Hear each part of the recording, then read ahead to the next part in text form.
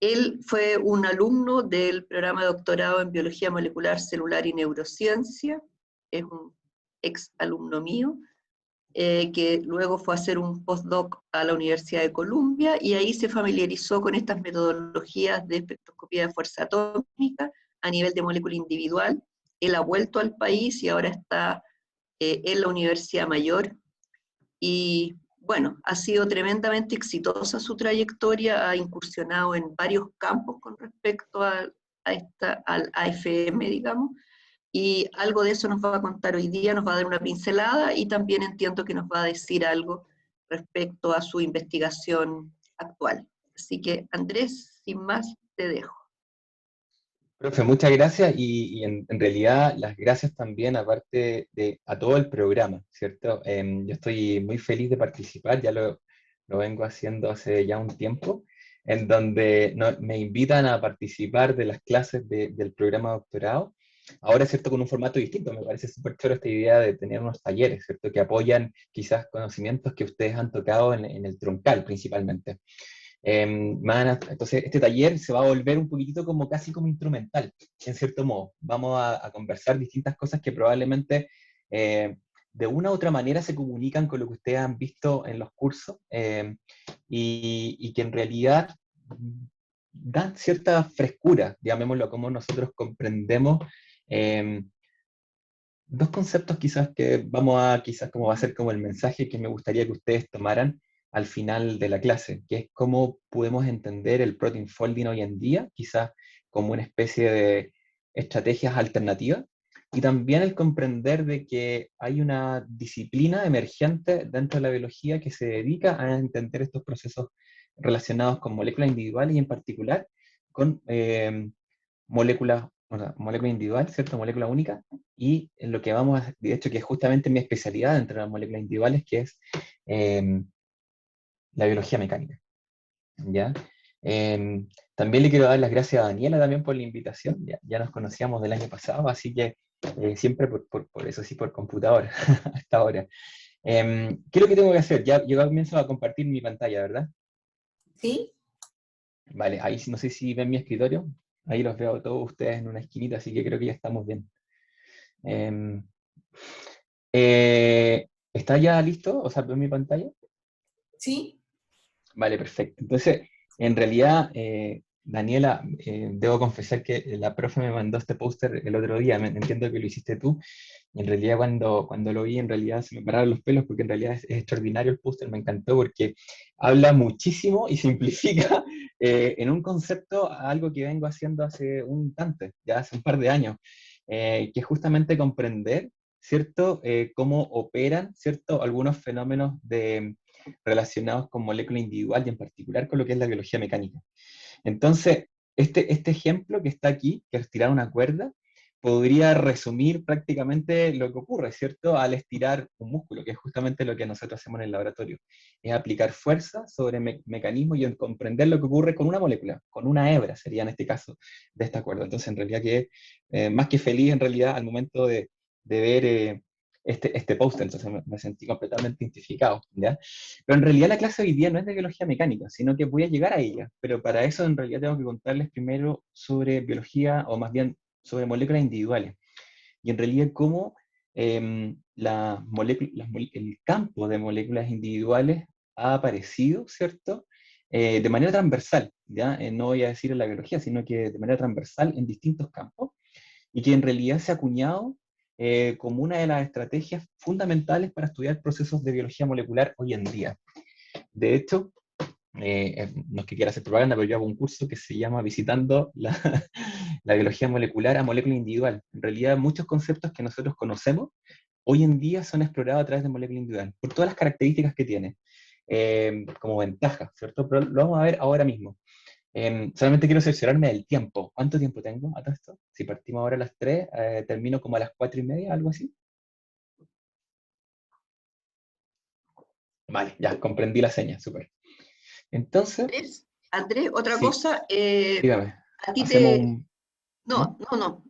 ¿Te importa si te interrumpen para hacer las preguntas? No. De hecho, al Para revés, me gusta más decirles porque, que sí, De hecho, me gusta más porque genera Sí, como una como conversación un poquito más exacto. fluida al respecto del tópico. Ya creo que al final algunas veces cuesta un poquitito recordar la pregunta que uno tenía y algunas veces como que cuesta devolver. Prefiero que sea en el momento, ¿ya? Ya, súper. Entonces, he propuesto que la charla del día de hoy, ¿cierto? El taller lo dividamos en 4 secciones, ¿ya? ¿Por qué moléculas individuales? ¿Ya?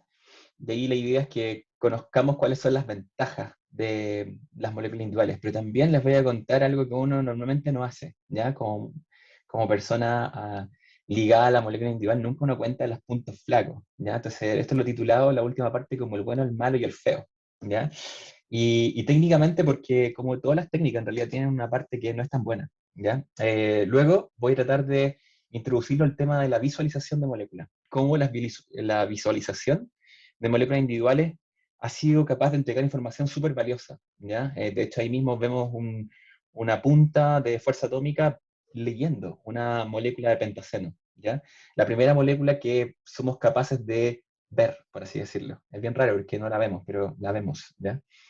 Ya eso lo he titulado como Life is Beautiful. Ya se dan cuenta en realidad que voy tomando títulos de películas, ¿ya? Y luego nos vamos a la manipulación de moléculas individuales, que es como el otro tópico relacionado con moléculas. Puedo mirar moléculas individuales, pero también puedo manipularlas. Y al momento de manipularlas les voy a contar cuáles son las estrategias más populares. Muchas de ellas están disponibles aquí mismo en Chile hoy en día. Esto no ha sido un esfuerzo de muchos laboratorios por adquirir este tipo de tecnología. Y en realidad tiene varias ventajas, ¿ya? Porque te permite estudiar máquinas moleculares, pero así también estar al servicio de las técnicas tradicionales, que justamente ustedes ya tuvieron probablemente en el curso, que tiene que ver como la fisicoquímica de proteínas, ¿ya? La parte del protein folding, ¿ya? Y finalmente, ya luego de estirar las moléculas, vamos a estudiar proteínas, les voy a contar, no sé si un caso de estudio, pero justamente dentro de moléculas que se pueden manipular, también hay procesos que están relacionados con procesos biológicos, ¿ya? O sea, como proteínas, en el fondo, mecánicamente operan, ¿ya? Y esto no es trivial, de hecho, mucho tiempo estuvimos convencidos que las señales al interior de la célula eran solo de 2 tipos. Hoy en día sabemos que en realidad hay una serie de procesos dentro de la célula que son mediados por fuerza. Y voy a utilizar, obviamente por el tiempo, voy a utilizar un ejemplo y ese lo voy a llevar al campo de interés de nuestro laboratorio, que estamos interesados en los mecanismos de adhesión de bacterias y cómo interferir en ellos, ¿ya? Les voy a contar inclusive algo que hemos desarrollado en estas pocas semanas de cuarentena. Entonces, capítulo 1, ¿ya? Nuestro capítulo 1 va a ser ¿por qué moléculas individuales? ¿Ya? Eh, en realidad, las moléculas individuales vienen a desafiar, ¿ya? Y tanto moléculas individuales como células individuales. De hecho, esto lo estudiamos en el curso que tenemos nosotros de biología molecular. Y es porque en realidad, al estudiar una molécula de manera individual, también esto es aplicable a una célula individual, en realidad tenemos acceso a los procesos de baja frecuencia, ¿ya? Dentro de lo que nosotros conocemos como los procesos que gobiernan una célula, en realidad casi todo lo nosotros tendemos a distribuir, o más bien tendemos a entender todo como si tuviese en realidad distribuciones ideales, ¿ya? Distribuciones gaussianas, y en realidad nosotros al realizar experimentos que vamos a llamar en asamblea o bulk, ¿cierto? Son experimentos de muchas moléculas, de muchas células, etc. Y en realidad nosotros normalmente vamos a comprender el proceso promedio, ¿ya? Sabemos que una polimerasa avanza, sabemos que el ribosoma avanza, sabemos que una proteína se despliega, sabemos que en realidad quinesinas y dineínas se movilizan a través de microtúbulos en distintas polaridades y sentidos, pero no tenemos idea en realidad de cómo ocurren eso para determinar lo que ocurre en cada una de ellas, para gobernar, digamos, o más bien para comprender o para demostrar ese valor promedio que nosotros mostramos. Es verdad, una polimerasa se mueve una cierta cantidad de nucleótidos por minuto. Es verdad que una quinesina puede recorrer, por ejemplo, todo el axón en un par de minutos, también o segundos. Pero en realidad todas son iguales, lo hacen de ese modo, paran, retroceden, se equivocan. ¿Cómo funciona la procesividad en ese tipo de fenómenos? Y ese tipo de situaciones son resueltas a través de las moléculas individuales. Las moléculas individuales dieron acceso por primera vez a lo que en realidad por mucho tiempo se sospechaba, de que las distribuciones o los comportamientos al interior de las células no eran en realidad ideales, no eran gaussianas. Por lo tanto, por primera vez te permitía describir lo que se denominan las colas de la distribución, eventos que, por así decirlo, son de baja frecuencia. Por lo tanto, cuando yo describo, por ejemplo, las quinesinas que avanzan, o las dineínas que avanzan, ¿cierto?, a lo largo de los microtúbulos en diferentes sentidos, no soy capaz de darme cuenta si es que todas lo hacen, si todos lo hacen de manera sincrónica, si los motores moleculares de un músculo, por ejemplo, funcionan todos al mismo tiempo. En realidad, las moléculas individuales permitieron acceder a esos procesos de baja frecuencia y comprender esas distribuciones en realidad con detalle. La gracia viene aquí, que como tú puedes estudiar una molécula individual, en realidad puedes estudiar muchas moléculas individuales. Al acceder de manera, llamémoslo una, a la población, eres capaz de describir el comportamiento completo de la distribución, ¿ya? Entonces, la gran ventaja que tiene el experimento en solución, o más bien de asamblea, puede ser recapitulado a partir de estudiar moléculas individuales, ¿ya? De esta manera, entonces, no tan solo nosotros somos capaces de describir estos fenómenos raros, también somos capaces de describir el promedio. Y esta es una de las grandes ventajas que va a tener entonces las moléculas individuales frente a las técnicas de solución, ¿ya? O nuevamente de asamblea. Ahora, normalmente las proteínas están gobernadas por kT, ¿cierto? Por la energía térmica del sistema. Entonces van a estar en muchos de estos procesos, ¿cierto?, relacionados con la estocasticidad que tienen o que gobiernan cada uno de los procesos físico-químicos al interior de la célula. Las moléculas individuales justamente tienen acceso a ellas porque son capaces de entregarte, además del promedio del comportamiento de una molécula, entregan algo que es súper valioso que tiene relación con la trayectoria, ¿ya? Cuando tú conoces la trayectoria, entonces eres capaz de describir todo lo que ocurre en esta macromolécula, ¿ya? O molécula, ¿ya? Pero además te permite estudiar algo que antes, que ya se lo adelanté hace un instante, era imposible, que justamente es describir los procesos de pausa. Hoy en día conocemos que, por ejemplo, el ribosoma o la polimerasa, dos motores moleculares muy importantes, están llenos de pausas durante los procesos, ¿ya? Paran, ¿cierto? En distintos lugares, porque están relacionados con su mecanismo, ¿cierto? Los mismos motores de empaquetamiento de ácidos nucleicos hacen pausa. Inclusive, hoy en día conocemos que los motores que no son procesivos, ¿cierto? Tienen procesos de retroceso. Si bien una quinesina o una guineína, algunas de ellas, ¿cierto?, pueden ser procesivas, no todas lo son, no todos los motores son procesivos y pueden, por así decirlo, retroceder, pueden devolverse, ¿ya? Recuerden que estos son movimientos estocásticos. Una proteína no sabe, por así decirlo, que tiene que ir hacia un sentido. Tiene una cierta afinidad y en realidad los mismos impactos, o gobernado por kT, va a permitir que un motor molecular en realidad avance y se proyecte a través de un filamento, por ejemplo, ¿ya? Pero quizás lo más importante de moléculas individuales es lo que les voy a contar a continuación, que tiene que ver con que tienes acceso a describir la población por completa y por lo tanto eres capaz de describir lo que antes no se puede a través de los promedios, que tienen relación con el caso de distribuciones multimodales, ¿ya? Y quiero decir con esto, y esto lo tomé un poco medio prestado de Christian Wilson, a lo mejor ustedes lo conocen, pero esta diapositiva la hemos compartido bastante, que tiene relación con un antipoema, ¿cierto?, de Parra, que dice, hay dos panes, usted se come dos, yo me como ninguno, pero el promedio en realidad es uno por persona, no hay nada más injusto que en realidad lo que yo les estoy contando. Esto lo pueden utilizar para lo que ustedes quieran, ahora muy de moda con los bonos, ¿cierto? Podríamos decir lo mismo, a usted le tocan dos, a mí me toca ninguno, y en realidad el promedio es súper injusto. Y aquí se dan cuenta entonces que describir fenómenos en promedio en biología es muy complejo, ¿ya? Y algunas veces se vuelve en realidad un error, porque en realidad nos vamos a dar cuenta de que los procesos biológicos están llenos de excepciones, ¿ya? ¿Y dónde funciona esto? Nosotros tendemos a asumir de que las poblaciones se comportan como distribuciones ideales, gaussianas, perfectas, ¿cierto? Por lo tanto, informar el promedio va a ser súper útil. Me tienen que esperar un segundo para activar el presentador. Denme un segundo. Ahí sí. Por lo tanto, puede ser muy útil, en este caso, una población ideal. Sin embargo, cada vez nos damos cuenta que las poblaciones son cada vez más fuera de lo ideal, ¿ya? En este caso, vamos a tener dos poblaciones, ¿ya? Y si yo hiciera o tuviese una propiedad de medir cuál es el promedio, justamente nuestro promedio estaría acá, ¿ya? Sin embargo, ese promedio no va a representar a ninguna de las moléculas o cualquier sea de lo que ustedes están viendo, las partículas, ¿ya? Que en el fondo están en el promedio. Esto siendo cuando una distribución de tipo estática no se interconvierten. Y en el caso de moléculas que se interconvierten, si bien las moléculas pueden estar en esta población, pero se interconvierten, en realidad nuevamente puedo inclusive informar un promedio que en realidad representa una fracción muy pequeña, en realidad, de la población verdadera.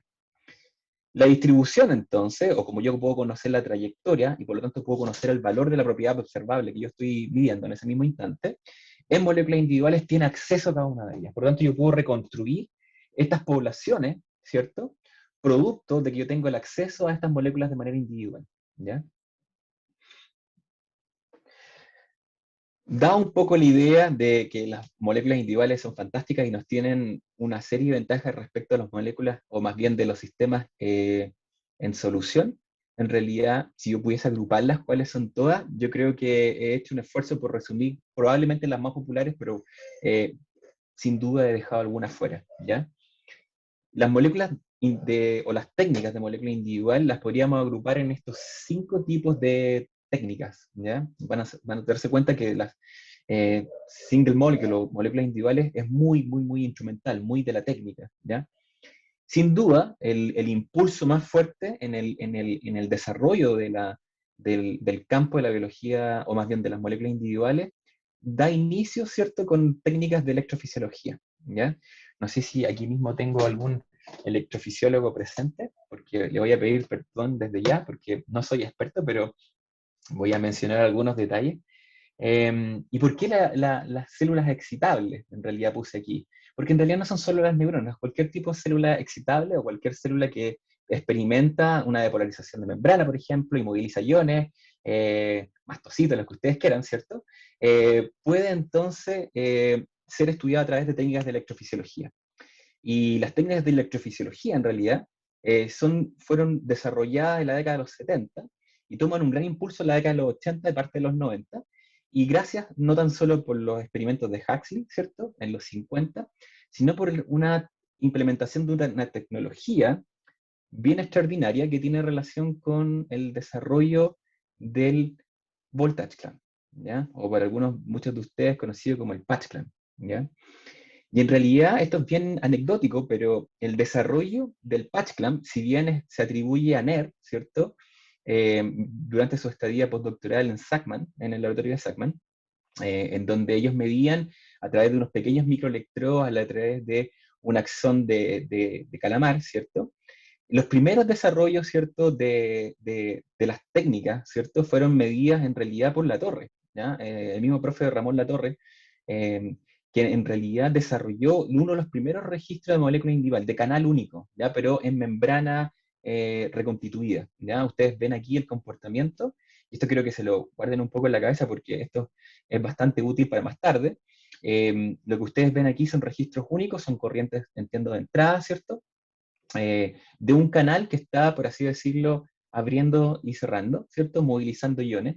No recuerdo si era exactamente un canal de potasio, pero me da la impresión que sí. Este fue un paper publicado en los 70, inicio de los 70, y este de acá es uno, aunque ustedes no lo crean, esta es la figura original que está publicada en Nature, del paper de NER. Este paper, en el fondo, es el que unos pocos años después, yo diría que un poquito más de una década en realidad, hace que este laboratorio en realidad se ponga prácticamente en la punta de todos los laboratorios dedicados a las neurociencias, porque en realidad esta técnica del patch clamp es la que se distribuye rápidamente alrededor del mundo y se traduce como el premio Nobel, no me acuerdo exactamente en qué año, pero en la década, que entiendo, de la década de los 80, principios de los 90 quizás, a los desarrollos, ¿cierto?, implementados por NER, ¿cierto?, en donde a través de una estrategia relativamente sencilla, eh, permite, por así decirlo, el registro de canales únicos, ¿ya? Ustedes ven aquí, esto es el paper original del profe Ramón, en donde ve canales únicos, pero también muchos canales, ¿ya? En una membrana reensamblada, por así decirlo, y aquí en realidad el canal es único, pero pintado en el axón de Hibia. En realidad no estoy seguro si es de Hibia, es de calamar, ¿ya? Y en realidad entonces esto significa una de las primeras maneras de que tenemos en el campo, ¿cierto?, de manipular, ¿ya? Moléculas de manera individual. ¿Y por qué fue tan importante? Porque por primera vez se dio acceso, o se tuvo acceso, a conocer, por ejemplo, las corrientes que en el fondo está manifestando un canal, y por lo tanto se podían asumir una serie de modelos que estaban en relación a cuántos iones se movilizaban, ¿ya? Cuántos iones sodio se movían en un caso de un canal, o iones potasio, etc. Por lo tanto, la implementación, ¿cierto?, del patch clamp literalmente es como un cambio de juego al interior de la biología. Literalmente abre las puertas para que se hagan una serie de experimentos que buscan la comprensión a nivel extraordinario de cómo funcionan estos canales receptores, ¿ya? Sin embargo, no es la única técnica. Ya les comentaba que en realidad había yo resumido esto como 5 grandes estrategias. La segunda podríamos llamar que es mucho más reciente, ya no es la década de los 70, sino que comienza, yo diría que en la década de los 90, con lo que se denomina, y que en realidad en la década del 2000 se populariza como las nuevas estrategias para secuenciación del DNA, ¿ya? En realidad aquí hay dos estrategias, ¿ya? Una, a lo mejor ustedes ya la conocen, pero era la antigua tecnología que estuvo en boga a mediados del 2000, que se llamaba Zero Wave Mode, ¿ya? En donde se utilizaban pequeñas esferitas que tenían unos pequeños adaptadores, se unían hacia un nucleico y se basaba en una polimerización en unos pequeños pozos, ¿ya? Muy, muy pequeños, y eran unas pequeñas emulsiones, por lo tanto los nucleótidos difundían, ¿ya? Pero en realidad no escapaban desde estos pequeños pocillos, y se hacía literalmente una síntesis de una molécula en esta pequeña microesfera, ¿ya? Ahora, la tecnología, si bien tenía una serie de arreglos, como por ejemplo la óptica, porque en realidad se ocupaba una cámara de alta resolución que estaba, por así decirlo, impactando al lugar donde estaban hechos estos pequeños pocillos, en realidad los fluoróforos eran relativamente equivalentes, se veían los distintos destellos, ¿ya? Y eso en el fondo hacía o permitía la construcción de un, por así decirlo, electroferograma, muy equivalente a lo que se hacía con Sanger. La gracia es que este era un método high throughput, ¿ya? Tú podías hacer esto en, por así decirlo, cientos de bolitas que estaban depositadas en un pequeño chip, y en el fondo se hacía una polimerización, ¿cierto?, de molécula individual, ¿ya? Esto es probablemente una de las primeras técnicas high throughput, ¿ya? De alto desempeño, ¿ya? Pero que tenía una serie de particularidades y complejidades que lograron resolverse con la implementación de lo que a lo mejor ustedes ya conocen y que está muy de moda ahora mismo, que es el nanopore, ¿ya? O el nanoporo. Hay muchos nanoporos, aquí yo les presento uno de ellos, ¿ya? Hemolyzing, que es uno de ellos, es un poro que permite la translocación de moléculas, ¿ya? Y digo moléculas porque en realidad ustedes pueden ya sospechar de que si una técnica de secuenciación permitiría, por ejemplo, que si tú aplicas un cierto campo eléctrico y generas un cambio de potencial, se va a propagar, ¿cierto?, un ácido nucleico. Y eso es verdad, y justamente lo que yo voy a ver son cambios de corriente, muy similar a lo que veíamos en la electrofisiología. Cada nucleótido va a desencadenar una corriente distinta y por lo tanto yo podría atribuir cuál es el nucleótido que está siendo traslocado. Súper sencillo, extraordinario. Pero además de eso, se conoce hoy en día de que hemolyzing se puede combinar con otros mecanismos, por ejemplo, ClipEx, que es esta molécula, una molécula translocadora de polipéptido, y tú puedes utilizar en realidad ahora hemolyzing o cualquier nanoporo, ¿cierto?, en asociación con ClipEx y generar una máquina secuenciadora de polipéptidos, ¿no? Tú puedes entonces literalmente secuenciar un polipéptido, ¿ya? El nanoporo fue escogido ya hace varios años, yo diría que casi una década, una de las técnicas, ¿cierto?, escogidas como las técnicas del año. Y de hecho, hoy en día se pone un poquito de moda, y a lo mejor ustedes ya lo conocen o se imaginan por qué, y tiene relación con que hoy en día los nanoporos se han implementado en una cosa que es un poquito más grande que un pendrive, ¿ya?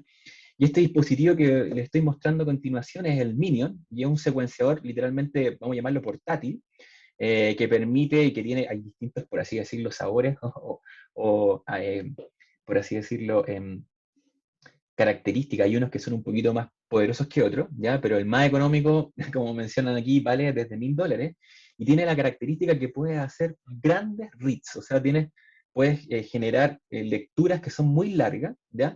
Y como ya se pueden imaginar, tengo aquí un pequeño video, no es este precisamente, se lo voy a mostrar a continuación, que lo tomé prestado de la tarjeta del sitio de Nanopore, y ustedes pueden ver que en ese pequeño chip que mide algo así como 1 centímetro cuadrado, van a encontrar que hay en realidad, más de 2000, ¿ya? De estos poros que están asociados a este pequeño chip, en realidad, y va a empezar a medir las corrientes, por así decirlo, de manera individual de estos, algo así como 2048, ¿ya? Sí, muy bien, traslocones, ¿ya?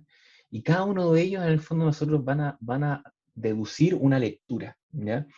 Por lo tanto, ustedes ya se pueden dar cuenta para qué esto es útil. Esto es muy útil entonces para hacer secuenciación, por ejemplo, de genomas no muy complejos, ¿ya? ¿Como cuál? Bueno, como el COVID, ¿ya? Esto justamente ha sido usado y de hecho justamente en el esfuerzo nacional, ¿ya? Entiendo que hay algunos esfuerzos relacionados con, incluso con una agrupación de la Universidad de Chile, que está empleando los Minions para poder hacer lo que se denomina como vigilancia genómica, ¿ya? Conocer cuáles son las variantes que están disponibles.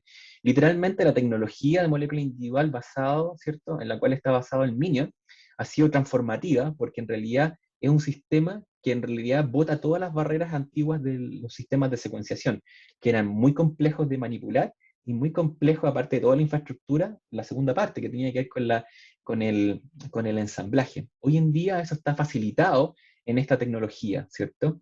Literalmente es un USB y no es muy caro. O sea, como les mencionaba, vale, dicen desde $1000, pero en realidad 1400. Yo me sentiría más cómodo con ese valor, ¿ya? Por lo tanto, se les acabo de contar de que existen una serie de características que hacen que las moléculas individuales sean excelentes técnicas para tener acceso a esos procesos de baja frecuencia, ¿ya? Eh, Sin embargo, ¿ya? Eso sería como lo bueno, ¿ya? Tenemos acceso a esos eventos de baja frecuencia. Pero ¿cuál sería lo malo? ¿Ya? En realidad es porque, como ya se pueden dar cuenta, por ejemplo, medir la actividad enzimática de cualquier enzima que ustedes se les imagine, en realidad va a ser un sistema relativamente sencillo. Tienen que tener la enzima purificada, tener un ensayo apropiado que pueden medir espectrofotométricamente y luego hacer un ensayo. Sin duda, el valor que ustedes van a entregar va a ser el correspondiente del promedio del ensamble. ¿Qué quiere decir con eso? Que la KM va a ser súper soportada por el número n de moléculas que ustedes tienen en la cubeta, lo mismo que la CACAT o cualquier tipo de variable espectroscópica que ustedes midieron en ese instante.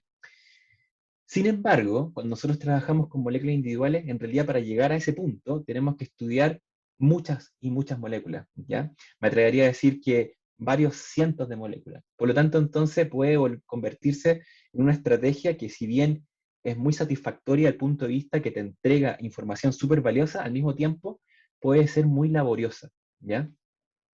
Y en el caso de sistemas que son relativamente complejos o que entregan información nueva y adicional a lo que conocemos, por ejemplo, en el tema del plegamiento de proteínas o motores moleculares, ¿ya? Que es principalmente donde se ocupan las técnicas de molécula individual, hay una serie de problemas porque en realidad, principalmente la manipulación de moléculas individuales requiere que tú tengas modelos teóricos que te permiten apoyar tus ideas, ¿ya? Muchas veces, como obviamente son estrategias que están basadas en moléculas individuales, no hay teoría, llamémoslo, disponible. Por lo tanto, hay una serie de suposiciones que, por lo tanto, se hacen a partir de los datos que uno obtiene, ¿ya?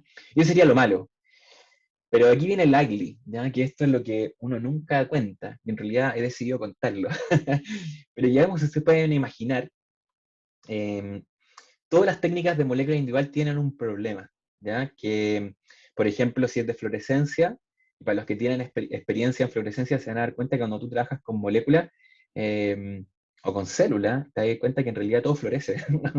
Te dicen, oye, ponle GFP a tu célula y vaya a ver, en realidad todo florece. Siempre hay algo que es verde, o siempre hay algo que es rojo, ¿ya? Y en realidad te das cuenta cuando tú trabajas en realidad en una célula, puede ser complejo, pero lo puedes resolver. Pero cuando trabajas con moléculas individuales eso se vuelve aún más complejo. Todo brilla, ¿ya? Todo de alguna cierta manera tiene una luz contaminante que entrega y que te va a entorpecer el sistema. En el caso de manipular moléculas, ¿cómo sabes que estáis tirando un DNA? ¿Cómo estáis dando cuenta de que tienes un DNA atrapado en tu estrategia de manipulación? Entonces, en realidad, hay que establecer una serie de metodologías, ¿ya? Que te permiten, o protocolos más bien, de manipulación de moléculas o de visualización de moléculas, que te permitan estar seguro de que no estás tomando un dato que no corresponde, ¿ya? O que si estáis estirando un DNA, que ese DNA sea realmente el DNA que tú estás viendo, o que no esté un DNA, que sea un DNA deteriorado, o que sea un DNA que por alguna razón perdió la hebra y estás tirando solamente el monohebra, que tu proteína en realidad está pegado a la superficie, que el motor molecular no es que esté en una pausa, sino que se quedó pegado por alguna razón, ¿ya? Eh, Todo eso entonces en realidad involucra el desarrollo de protocolos internos para poder establecer realmente cuáles son datos y cuáles no son. Por lo tanto, ustedes acaban de dar cuenta cuál es el IGLY, de que en single molecule o en moléculas individuales hay una gran selección de datos, ¿ya? Y por lo tanto, entonces hay que ser súper riguroso al momento de seleccionar, porque los protocolos de selección obviamente pueden ser relativamente frágiles, ¿ya?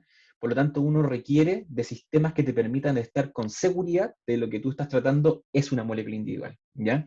Y no son 2 o 3 o 4, ¿ya? O que realmente lo que tú tienes en realidad no corresponde a tu molécula individual.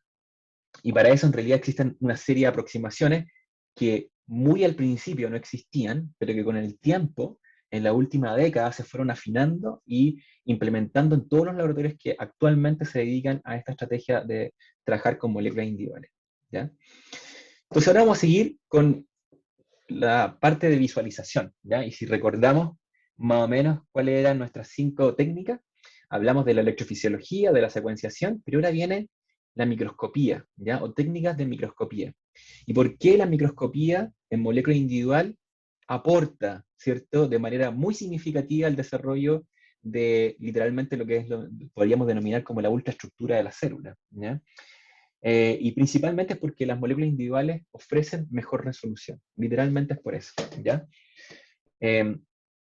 Si yo pudiese entonces resumir cuáles son las técnicas de visualización, probablemente he dejado varias fuera, pero podríamos resumirlo en estos 3 tipos, ¿ya? Aunque los 2 últimos son muy emparentados. La primera es el empleo de microscopios de sonda, ¿ya? Normalmente, acuérdense que hay 3 tipos de microscopía: la óptica, electrónica y de sonda. Los microscopios de sonda tienen esta característica, ¿ya?, de permitir construir imágenes tocando, y eso es exactamente lo que, un ejemplo de ello es el AFM. Lo vamos a discutir en un instante, ¿ya? Otra estrategia dentro de las técnicas de visualización sería la microscopía de fluorescencia, ¿ya? Y en realidad hice una separación de lo que es la superresolución, ¿ya? Son emparentadas, ambas podríamos llamarla que son microscopías de fluorescencia, pero la microscopía de fluorescencia, la principal, la de arriba, tiene una diferencia con la de abajo que tiene que ver con el proceso de iluminación. O sea, si bien ambos ocurren en un microscopio, puede ser un microscopio invertido o no, es el tipo de iluminación el que cambia, ¿ya? FCS, o espectroscopía de correlación de fluorescencia, o la técnica de fluorescencia de reflexión total interna, que es TIRF, cualquiera de ellas en realidad se diferencia en los tipos de iluminación que uno tiene. Ya no es un confocal, en un caso un confocal, en el otro caso una luz que es transmitida de una manera particular. Lo vamos a ver a continuación. Y finalmente tenemos las técnicas de superresolución, que en realidad no es que yo las conozca con mucho detalle, pero sí, obviamente es necesario llamarlas porque justamente son estas técnicas las que han traducido uno de los cambios más significativos, ¿ya?, al interior de la biología, ¿ya? Vamos primero con los de sonda, ¿ya? El microscopio de fuerza atómica, o más bien, en realidad, los microscopios de sonda, esa es la familia de microscopios, ¿ya? En realidad fueron desarrollados tempranamente en los años 80, ¿ya? Producto de una iniciativa que perseguía IBM de tratar de guardar o almacenar datos en la manera o en el formato más pequeño. Entonces nosotros sabemos que, por ejemplo, en esa época gobernaban las cintas, ¿ya? Las cintas magnéticas que tienen ceros y unos, ¿ya? Sistemas binarios. Pero ¿qué tal si nosotros éramos capaces de alojar los datos ya en esta escala que literalmente era como una microscópica, pero ahora qué pasa si empujábamos la técnica 3 órdenes de magnitud más abajo, y ahora éramos capaces de alojar átomos en distintas formas, por lo tanto podríamos leer eso como ceros y unos. Entonces en realidad generaron un pequeño microscopio que tenía como finalidad literalmente movilizar átomos, ¿ya? Y esto es lo que ustedes ven acá abajo, es la palabra IBM, que está construida a partir de átomos que se movilizaron a partir de este microscopio de sonda y fue ubicando los átomos en una superficie, ¿ya? Este experimento, o más bien este microscopio, fue desarrollado como les mencionaba, por IBM, y en realidad los que se les entrega el Nobel, ¿cierto? principalmente liderado por Binning, ¿ya? Que es prácticamente como el papá de los microscopios de sonda, ¿ya? Que junto con el microscopio electrónico reciben el Nobel un par de años después, en el 86, ¿ya? Entonces, en realidad el microscopio llega de manera muy popular a mediados de los 80. Este es el microscopio como lo uso hoy en día, este es el primer microscopio, le llaman el microscopio de, no sé, touching microscope, o el microscopio que construye imágenes tocando. Muchas veces la gente lo denomina como un microscopio braille. Y la razón de esto es porque, como tengo una pequeña animación, es porque a diferencia de cualquier microscopio, que en el fondo construye imágenes a través de lentes que magnifican, un microscopio de fuerza atómica en realidad emplea una palanca, ¿ya? Y la palanca cambia su altura, por así decirlo, al ir tocando una superficie. En este caso, por ejemplo, hay una especie de surco, y ese surco hace que, en el fondo, como nosotros estamos empujando, la punta vaya explorando literalmente ese surco. Como yo sigo la posición de esa punta, o de este que vamos a denominar lo cantilever, porque hacemos reflejar, como sale aquí, un láser, ¿ya? Hacemos reflejar un láser y nosotros podemos calcular entonces la posición. Hay varias metodologías para construir imágenes. La primera se denomina contacto y la de ahora se llama, podríamos llamarlo contacto intermitente, o en inglés lo denominan tapping, ¿ya? Por lo tanto, yo puedo conocer propiedades del sistema, inclusive yo puedo conocer esto que se llama indentación, que es aplicar mucha fuerza con la punta del cantilever y romper un material, ¿ya? Eso es muy utilizado, por ejemplo, para lo que se denomina indentación de membrana. Rompes o empujas la membrana de una célula para conocer su composición, ¿ya? Se conoce, por ejemplo, que se pueden imaginar que, por ejemplo, la membrana o la envoltura que involucra la pared de una bacteria es mucho más robusta que el de una célula animal, ¿ya? Y en realidad ese tipo de conocimiento lo hemos aprendido justamente a partir de estos microscopios que ya no magnifican, ¿ya? Utilizando lentes, sino que tocando estructuras, ¿ya? Y en realidad el microscopio de fuerza atómica, o más bien la familia de los STM, ¿ya? Como se denominan los SPM, y uno de ellos que se denomina el STM, o el microscopio de efecto túnel, en realidad termina en una punta con unos poquitos átomos de oro, ¿ya? Y en realidad al final de la punta tiene un pequeño monóxido de carbono. Y ese monóxido de carbono puede permitir que tú hagas una especie de descripción completa de una molécula de antraceno, ¿ya? Perdón, de pentaceno, ¿ya? El antraceno de 3. El pentaceno, y este en realidad fue algo que en realidad tomó mucha relevancia hace algo así como, van a ser 12 años, ¿ya? ¿O no? Sí, 12 años atrás, en donde por primera vez ya no deducíamos una estructura química, ¿ya? Porque no tenemos siempre resolución suficiente para describir los átomos de manera individual de una molécula, sino que por primera vez éramos capaces de verlo, ¿ya? A través de tocar una molécula. Y esto fue justamente lo que ocurrió con este microscopio, que en el fondo va construyendo una especie de imagen y en el fondo basado en lo que literalmente podríamos denominar como la topología de la molécula. Y no era el pentaceno, pero en realidad es mucho más que eso. Un año o 2 años después, en realidad, a lo mejor ustedes se acuerdan de esto, de los orbitales de alta energía y de baja energía no ocupados, los POM y los LUMO, que son, normalmente uno los pasa en química orgánica, como tú lo entiendes, como literalmente como entidades medias etéreas, pero literalmente, producto de que estas puntas de cantilever son capaces de movilizar electrones, eres capaz entonces de conocer las nubes electrónicas. Y eso es justamente lo que hacen ellos en el 2011 y describen las nubes electrónicas de la misma molécula, del pentaceno, describiendo literalmente lo que justamente estos son los cálculos, ¿cierto? De los orbitales moleculares de alta energía ocupados y los LUMOS, los de baja energía desocupados, ¿ya? Lo que parecía que nosotros estudiábamos en nuestros libros de química, que parecían como literalmente como arreglos en realidad, hoy en día con técnicas de este estilo, que son, por así decirlo, técnicas de molécula individual, permiten entonces que nosotros tengamos acceso a ese tipo de situaciones que anteriormente obviamente no teníamos.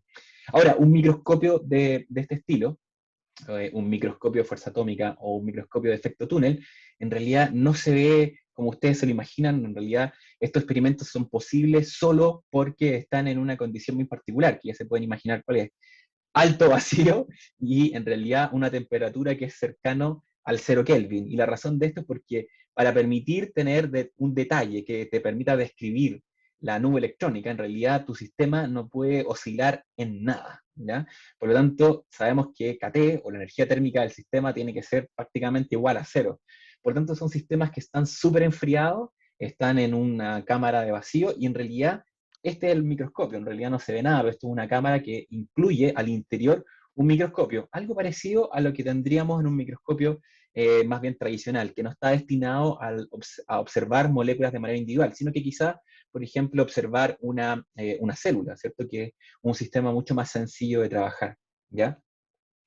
Ahora, ¿qué piezas son las que son importantes en un microscopio? Y aquí vamos a tomar algo de relevancia. Un microscopio normalmente, en este caso un fuerza atómica, por ejemplo, donde voy a tomar más énfasis a lo largo de la charla, tiene, por así decirlo, 4 componentes principales, ya que lo he mencionado acá. El piezoeléctrico, que es una especie de cristal, que se los voy a comentar a continuación.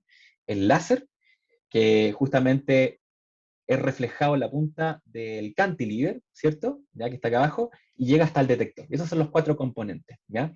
Láser, aquí está el cantilever, luego aquí hay un pequeño espejo y un prisma en realidad, y llega hasta un detector, ¿ya?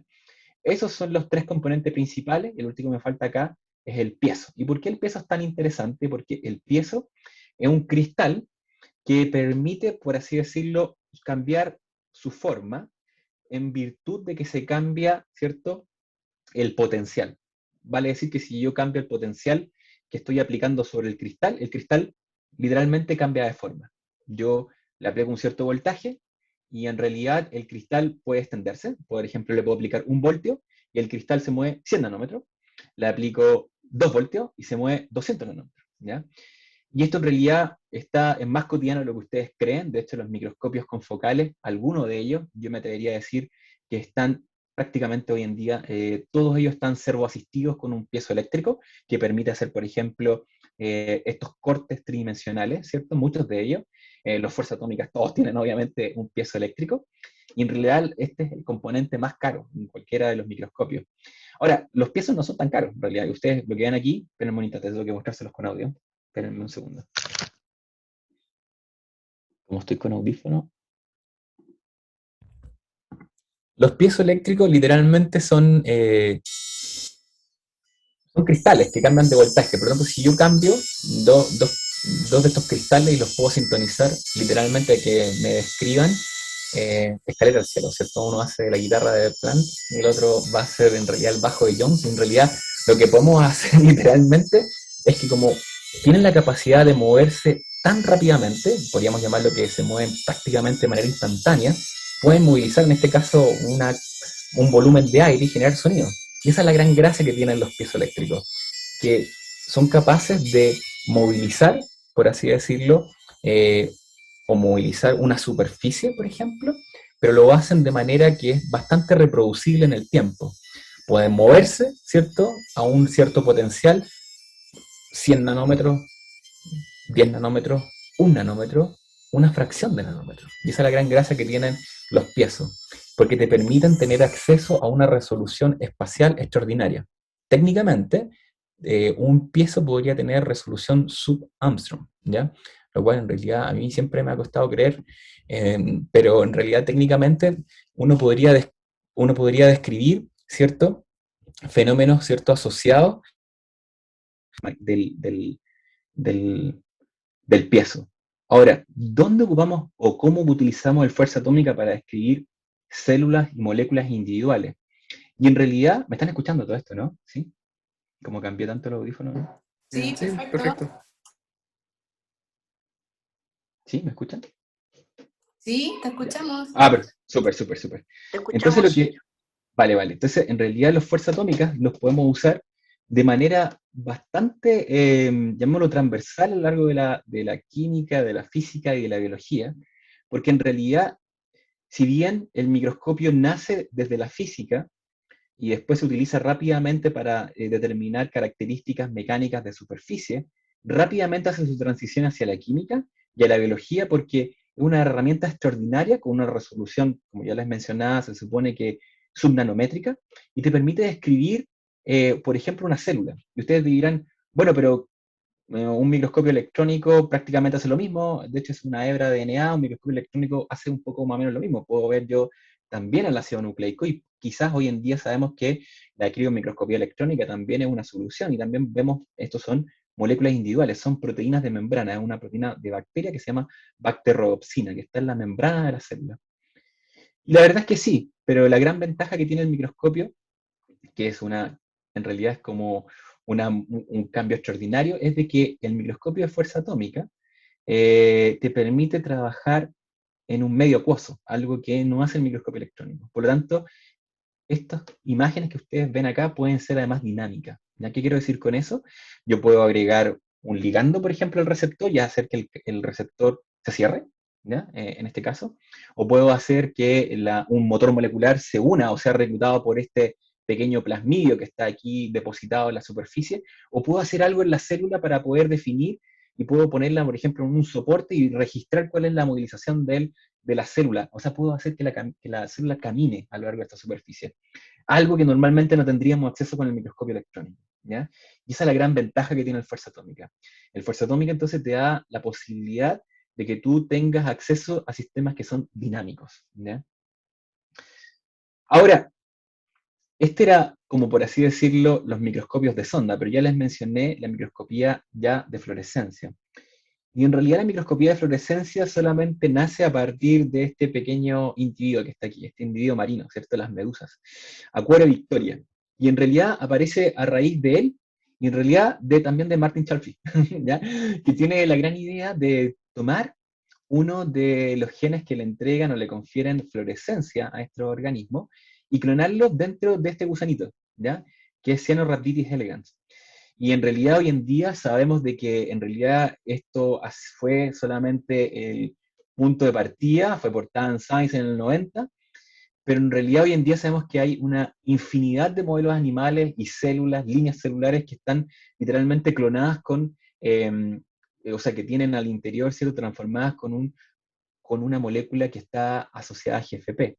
Cyanorhabditis elegans fue el primero, pero no necesariamente ha sido el último. Hoy en día también tenemos pez cebra, tenemos ratoncitos, tenemos moscas, ¿cierto? Drosófilas, tenemos líneas celulares, inclusive tenemos animales más complejos como un conejito, inclusive hay un chanchito, según entiendo, pero no estoy seguro si es GFP, ¿ya?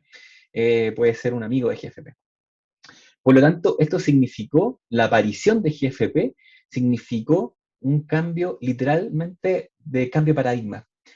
¿Y por qué digo esto? Porque en realidad mucha gente dice, no, fue el confocal. Y en realidad no es del todo correcto, porque en realidad el confocal existe como confocal desde la década de los 50, ¿ya? En realidad un profesor de MIT que desarrolla el confocal es literalmente un microscopio invertido, pero que tiene un proceso por el cual el desarrollo de la iluminación es distinto, ¿ya? Esa es la gran gracia, ¿cierto? Literalmente lo que permite es que durante el camino de iluminación, ¿ya? Permite enfocar en un punto particular, un punto pequeñito, ¿cierto? Mucha gente le denomina eso que tiene un selector de iluminación o el pinhole, y en ese caso iluminan un punto muy pequeño, que mucha gente lo determina como el femtolitro de iluminación. ¿Y qué gracia tiene esto? ¿Ya?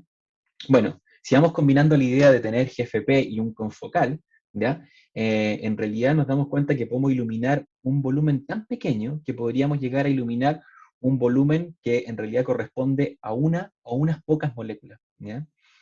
Pero hay una serie de desventajas de utilizar GFP, y es que GFP, si bien es una molécula fluorescente y que en realidad tiene todas las características positivas de ser una proteína, también tiene todo el lado negativo de ser una proteína, porque en realidad experimenta bleaching, o sea que pierde su fluorescencia a lo largo del tiempo, ¿ya? Pero la gracia, por así decirlo, que también el otro problema que tenía es que inicialmente solamente tenías una longitud de onda para trabajar. Hoy en día muchos de esos problemas se han solucionado, ¿ya? GFP hoy en día lo encontramos, por así decirlo, modificado a través de ingeniería, de modo de que el ambiente del fluoróforo ahora es distinto y ahora ya no brilla en el verde, a pesar de que su excitación es en el azul, brilla en otros landas. Puede ser que esté corrido hacia el amarillo, hacia, bueno, aquí está todo el mapa, ¿cierto? Ahora tienes la fluorescente azul, la amarilla, cian, etc. Por lo tanto, tienes una gran gama de colores. Sin embargo, hay una serie de características que no han sido posibles de independizar. Se ha bajado, por ejemplo, la posibilidad de que se haga bleaching, y ahí está lo que se llama la Enhanced GFP o la EGFP. Sin embargo, hoy en día se conoce que hay una serie de problemas y complicaciones de utilizar el GFP, ¿ya? Y ahí entonces es donde aparecen dos tipos de moléculas que son muy útiles para el caso de las moléculas individuales, que son el empleo de sondas orgánicas, ¿ya? O las fluorescent dyes, ¿cierto? Que son muy común, ¿cierto? Como que son los SAI o ranitidina. También están, bueno, en realidad hay un montón de fluoróforos, los Alexa, que también son muy populares. Pero también los últimos años ha tomado fuerza lo que son los quantum dots o los Q dots, porque tienen una gran ventaja, ¿ya? No tienen todos los problemas que tiene el GFP del bleaching, no tienen tampoco el blinking, ¿cierto? Que es este destelleo que tienen los fluoróforos, pero tiene una serie de otros inconvenientes. Por lo tanto, como siempre, no hay una estrategia, llamémoslo universal, o que te conviene. Pero, dependiendo de la problemática, tú podrías escoger un GFP, moléculas orgánicas o quantum dots, ¿sí? Dependiendo cuál es tu problema en particular. Si nos vamos entonces ahora y volvemos a la idea del confocal, ¿ya? En realidad nos encontramos de que el confocal puede ser una plataforma extraordinaria para iluminación de moléculas individuales, ¿ya? Y en realidad aquí toma vigor la idea de utilizar, por ejemplo, una molécula adosada a GFP o una molécula orgánica, ¿ya? Y registrar, por ejemplo, en promedio su distribución a lo largo de ese punto de iluminación, ¿ya? Es un poquitito la idea que hace lo que se denomina, lo vamos a ver a continuación en una diapositiva, lo que se denomina el FCS, ¿ya? Pero también hay otra técnica de iluminación que no está basada en el confocal, pero utiliza la misma idea, el mismo concepto, que se llama TIRF, o fluorescencia de reflexión total interna, ¿ya? En donde en realidad el camino de iluminación es completamente distinto, pero en realidad la característica de iluminar una molécula es más o menos la misma, ¿ya? Tú puedes registrar lo que ocurre en una molécula. Además, ambas técnicas, tanto el FCS como el TIRF, tú puedes asociarlo a los fenómenos hoy conocidos como los fenómenos de transferencia de energía, o los FRET, ¿ya? En donde uno puede ahora ser más particular respecto a lo que uno está estudiando, y puedes inclusive llegar a medir a cómo una molécula se moviliza, se arma, se despliega, y medir distancia en esta molécula, ¿ya? Vamos a hablar de una molécula que está haciendo plegamiento, pero también puede ser una máquina molecular que está caminando a lo largo de un microtúbulo o de la membrana, ¿ya? Vamos a revisarlo rápidamente, en realidad, lo que involucra el FCS. El FCS es extraordinario como técnica, es muy sencillo porque lo puedes implementar en un microscopio confocal tradicional, teniendo el sistema particular para la iluminación, ¿ya? En realidad tú puedes fácilmente implementar un FCS, ¿ya?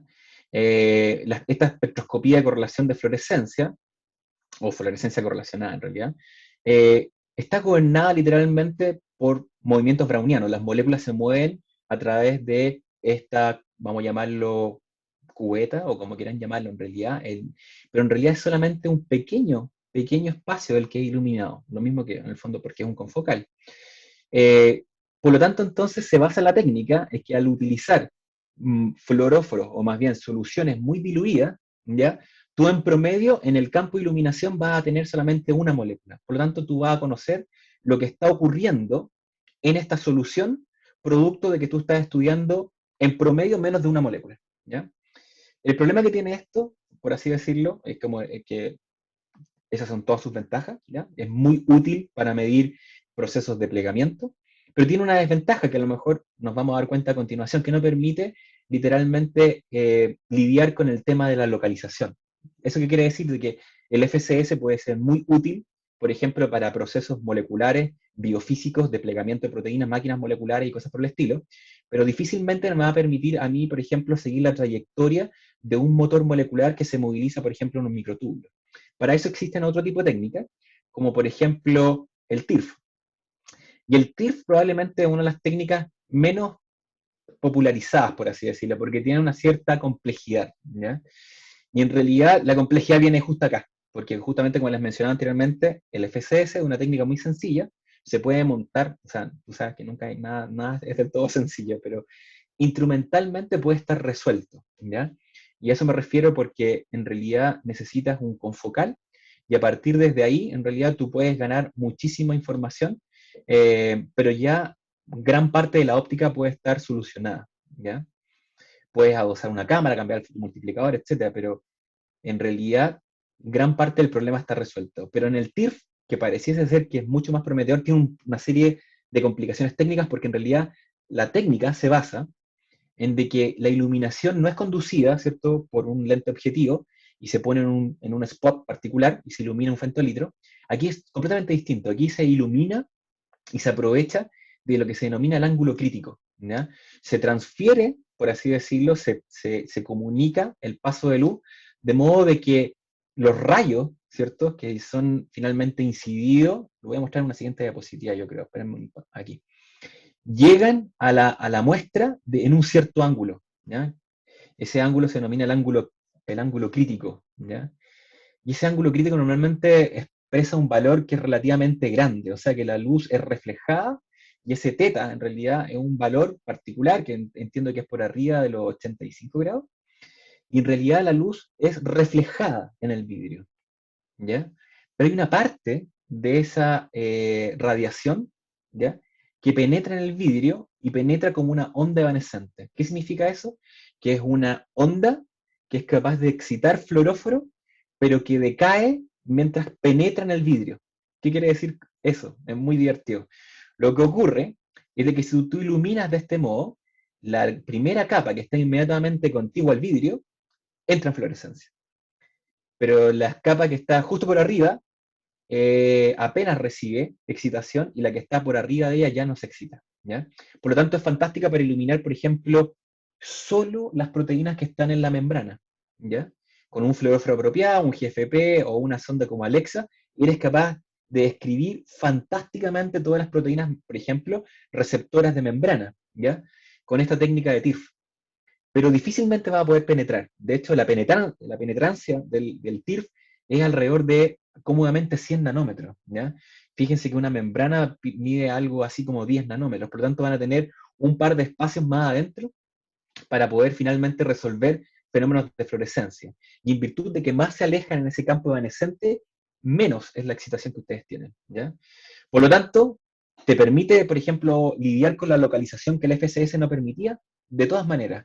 ¿Qué problema tiene? Bueno, el problema o ventaja que tenía el FSS, ¿ya?, que te permite entonces, por ejemplo, ubicarte en una posición particular en el espacio. El TIRF solamente lo va a hacer en la capa inmediatamente contigua al vidrio. Yo puedo entonces describir, por ejemplo, hasta una célula que está adherida a una superficie, y hago una imagen por abajo, y puedo capturar puntos focales, contactos, fibras de estrés, pero luego de eso no puedo determinar nada más, porque en realidad no penetra la fluorescencia hacia el interior de la célula, ¿ya? Y ahí en realidad no quedan más alternativas que utilizar otro tipo de estrategias. Ya les comentaba de utilizar GFP, SAIS o más bien Alexa, lo que quieran ustedes de moléculas orgánicas, pero en realidad los quantum dots pueden ser una alternativa, porque los quantum dots son muy brillantes, el rendimiento cuántico probablemente sea uno de los mejores de todas las ondas que hemos conversado, las de origen de proteína, las de origen orgánico. Los quantum dots probablemente tengan el mejor rendimiento cuántico, y en algunas ocasiones, pensé, bien aquí, aquí, ahí ven la animación, se han utilizado en el pasado para, por ejemplo, marcar específicamente, por ejemplo, moléculas que están relacionadas, en este caso, con un organelo o con una estructura subcelular. Y tú puedes hacer registro particular, literalmente, de esa estructura y darte cuenta cuál es la posición en particular. El problema que tienen los quantum dots es que obviamente están asociados a una química que yo no les he contado, ¿ya? Pero sí hay una cierta característica particular que tú tienes que derivar tus moléculas para poder ser inmovilizadas con el quantum dot, o, por así decirlo, tú puedes utilizar un anticuerpo que esté unido a quantum dot, y ese anticuerpo reconocer tu molécula, ¿ya? No, obviamente vas a limitar, ¿cierto?, a los anticuerpos disponibles que puedan ser unidos a quantum dot, o las capacidades que tengas tú en el laboratorio para hacer derivatización de anticuerpos con quantum dot, ¿ya? No estoy diciendo que sea imposible, pero hay una técnica que puede ser mejor, que es justamente superresolución, ¿ya? Las técnicas de superresolución vienen literalmente a prometer una gran ganancia de lo que nosotros en realidad durante mucho tiempo estuvimos probablemente limitados, que es la difracción, ¿cierto? La difracción de la luz, hasta dónde ocurre, cuál es la limitante que yo voy a poder tener, hasta dónde voy a tener yo o ser capaz de describir, ¿cierto?, que en realidad corresponde a dos estructuras y no a una estructura o a dos o más estructuras. Y esto generalmente se resuelve porque en realidad el confocal, que es nuestra mejor herramienta, tiene una resolución que es aproximadamente 200 nanómetros. O sea, si yo tuviese dos moléculas que están a 50 nanómetros, nunca me daría cuenta y en realidad yo las describiría literalmente como si fuese un solo spot, ¿ya? Pero lo que ustedes ven acá, por ejemplo, utilizando una de esas técnicas de superresolución basadas en molécula individual, nos damos cuenta que en realidad este spot que veíamos en el confocal tradicional corresponde a 3 individuos, o sea, fluóroforos individuales, ¿ya? Y en realidad esto lo hemos hecho para cosas muy sencillas, ¿cierto? Pero también, como si ya se pueden dar cuenta, para los filamentos, ¿ya? Para el citoesqueleto de las células. Aquí hay una comparación que parece bastante burda, pero en realidad es real. Lo que ve, por ejemplo, el confocal tradicional y una técnica de superresolución, que en este caso es STORM, ¿ya? En este caso, superresolución vino a literalmente a revolucionar el campo de la microscopía. Ya se entregó nuevamente, como se pueden imaginar, bueno, en esta presentación han habido un montón de Nobel, ¿ya? Pero Betzig y Hell y Moderner recibieron el Nobel yo diría que como en el 2014 puede ser, o 12, no me acuerdo exactamente, literalmente por la implementación, la puesta en marcha de estas técnicas, ¿ya? Stephen Hell, ¿cierto? Y Betzig son literalmente uno de los promotores más fuertes en el desarrollo de las técnicas, pero sin embargo las técnicas se basan en características distintas, ¿ya? Las más populares probablemente que ustedes pueden incluso haber escuchado son Storm, Stead y Palm. Son como las principales, ¿ya? Y en realidad, ¿en qué se basan? Bueno, esta animación que yo les estaba mostrando, denme un instante, pero justamente un poco la idea es que normalmente uno podría tomar una imagen, una fotografía, hasta la Torre Eiffel, ¿cierto? Y lo que ustedes ven son los flashes, ¿cierto? De gente que está tomando fotografía o flashes que describen la estructura. Pero ¿qué tal si en vez de verlas todas de manera sincrónica, tú tienes una manera de detectarlas de manera individual? Y en el momento de detectarlas individual, tú ya no ves los procesos como se suman, sino que tú los sumas de manera individual. Y eso te genera una gran ganancia estructural, ¿ya? O sea, puedes describir y haces una reconstrucción de tu imagen. Por eso que muchas veces ya se dan cuenta que en muchas unidades de microscopía, en las universidades, han hecho una conversión de sus microscopios confocales en superresolución. Porque en realidad no hay un cambio en la iluminación, no hay un cambio en la óptica, hay un cambio en la manera que opera el fluoróforo y la manera en que se tratan las imágenes, ¿ya? No es una técnica basada en un cambio del microscopio o de la iluminación, es un cambio en el tratamiento de los datos y del fluoróforo. Las técnicas, en realidad, unas de ellas a mí me gustan mucho más que otras, en realidad. El STORM, ¿ya? Que es denominado como la reconstrucción de microscopía estocástica, se basa literalmente que nosotros literalmente estamos limitados por la difracción, lo que nosotros podemos acumular más por la luz tradicional. Y lo que nosotros podemos hacer, si bien un stacking de esto, nosotros lo que podríamos hacer es iluminar los fluoróforos que construyen esta imagen y pasar de esta imagen de baja resolución, literalmente utilizando el mismo microscopio a esta estructura, donde vemos, por ejemplo, literalmente 2 filamentos, pero que están leídos por fluoróforos de manera individual. Por lo tanto, se reconstruye una imagen a partir de fluoróforos que han sido iluminados de manera, en este caso particular, se denomina estocástico. Estocásticamente, de manera al azar, se han encendido los fluoróforos de manera individual a lo largo de este campo que se está realizando, ¿ya? ¿Cuáles son las técnicas? En realidad, como les mencionaba, Storm, Stead y Palm son probablemente los más populares.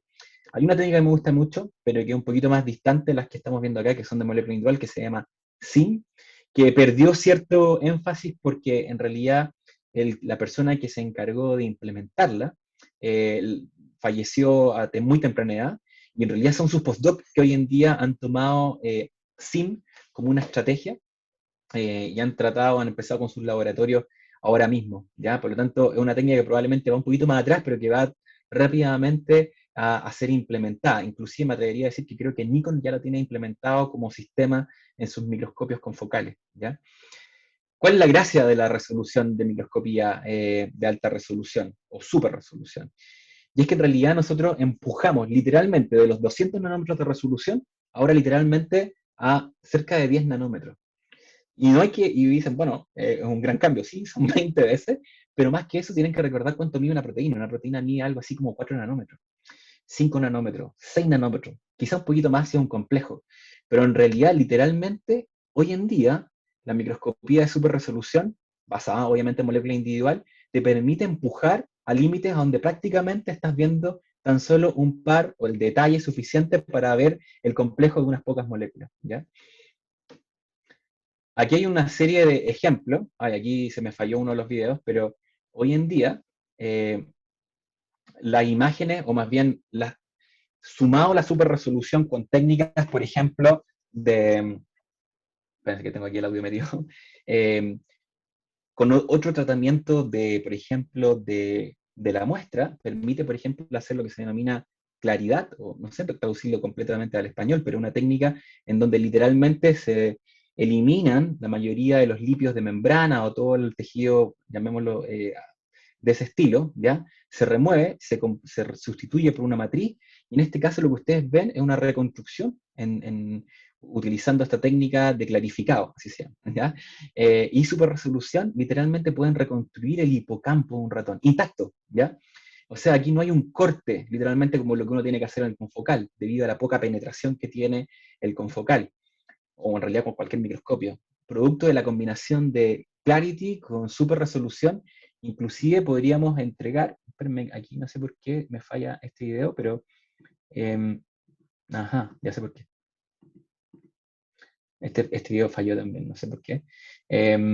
Voy a volver aquí. En realidad podemos hacer estos cortes y entrar de manera muy profunda, inclusive en músculo intacto. Podríamos ver literalmente a un corazón, ¿cierto? Y los detalles completos de la ultraestructura del cardiomiocito, por ejemplo, ¿ya? Ahí está, ahí por fin y partió.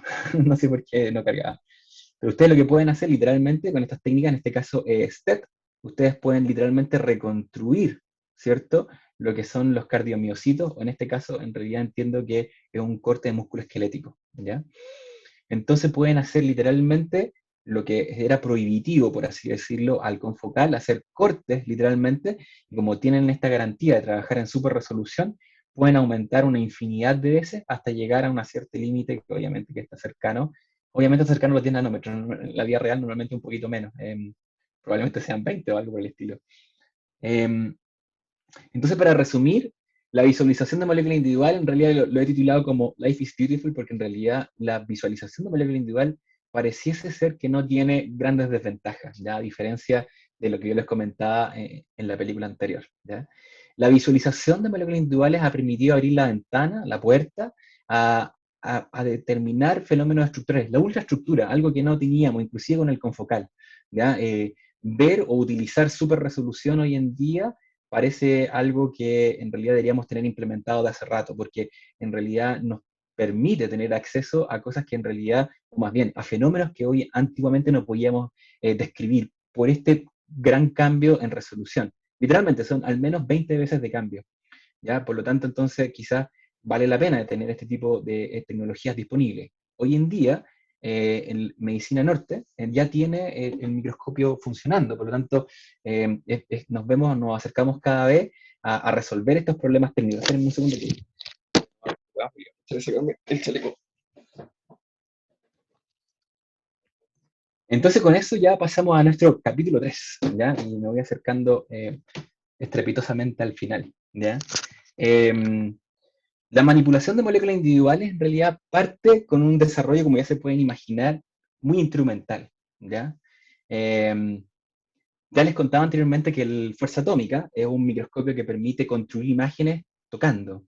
Y por lo tanto, como toca, por así decirlo, con una pequeña palanquita, o una microviga, o cantilever, como lo llaman, ¿ya?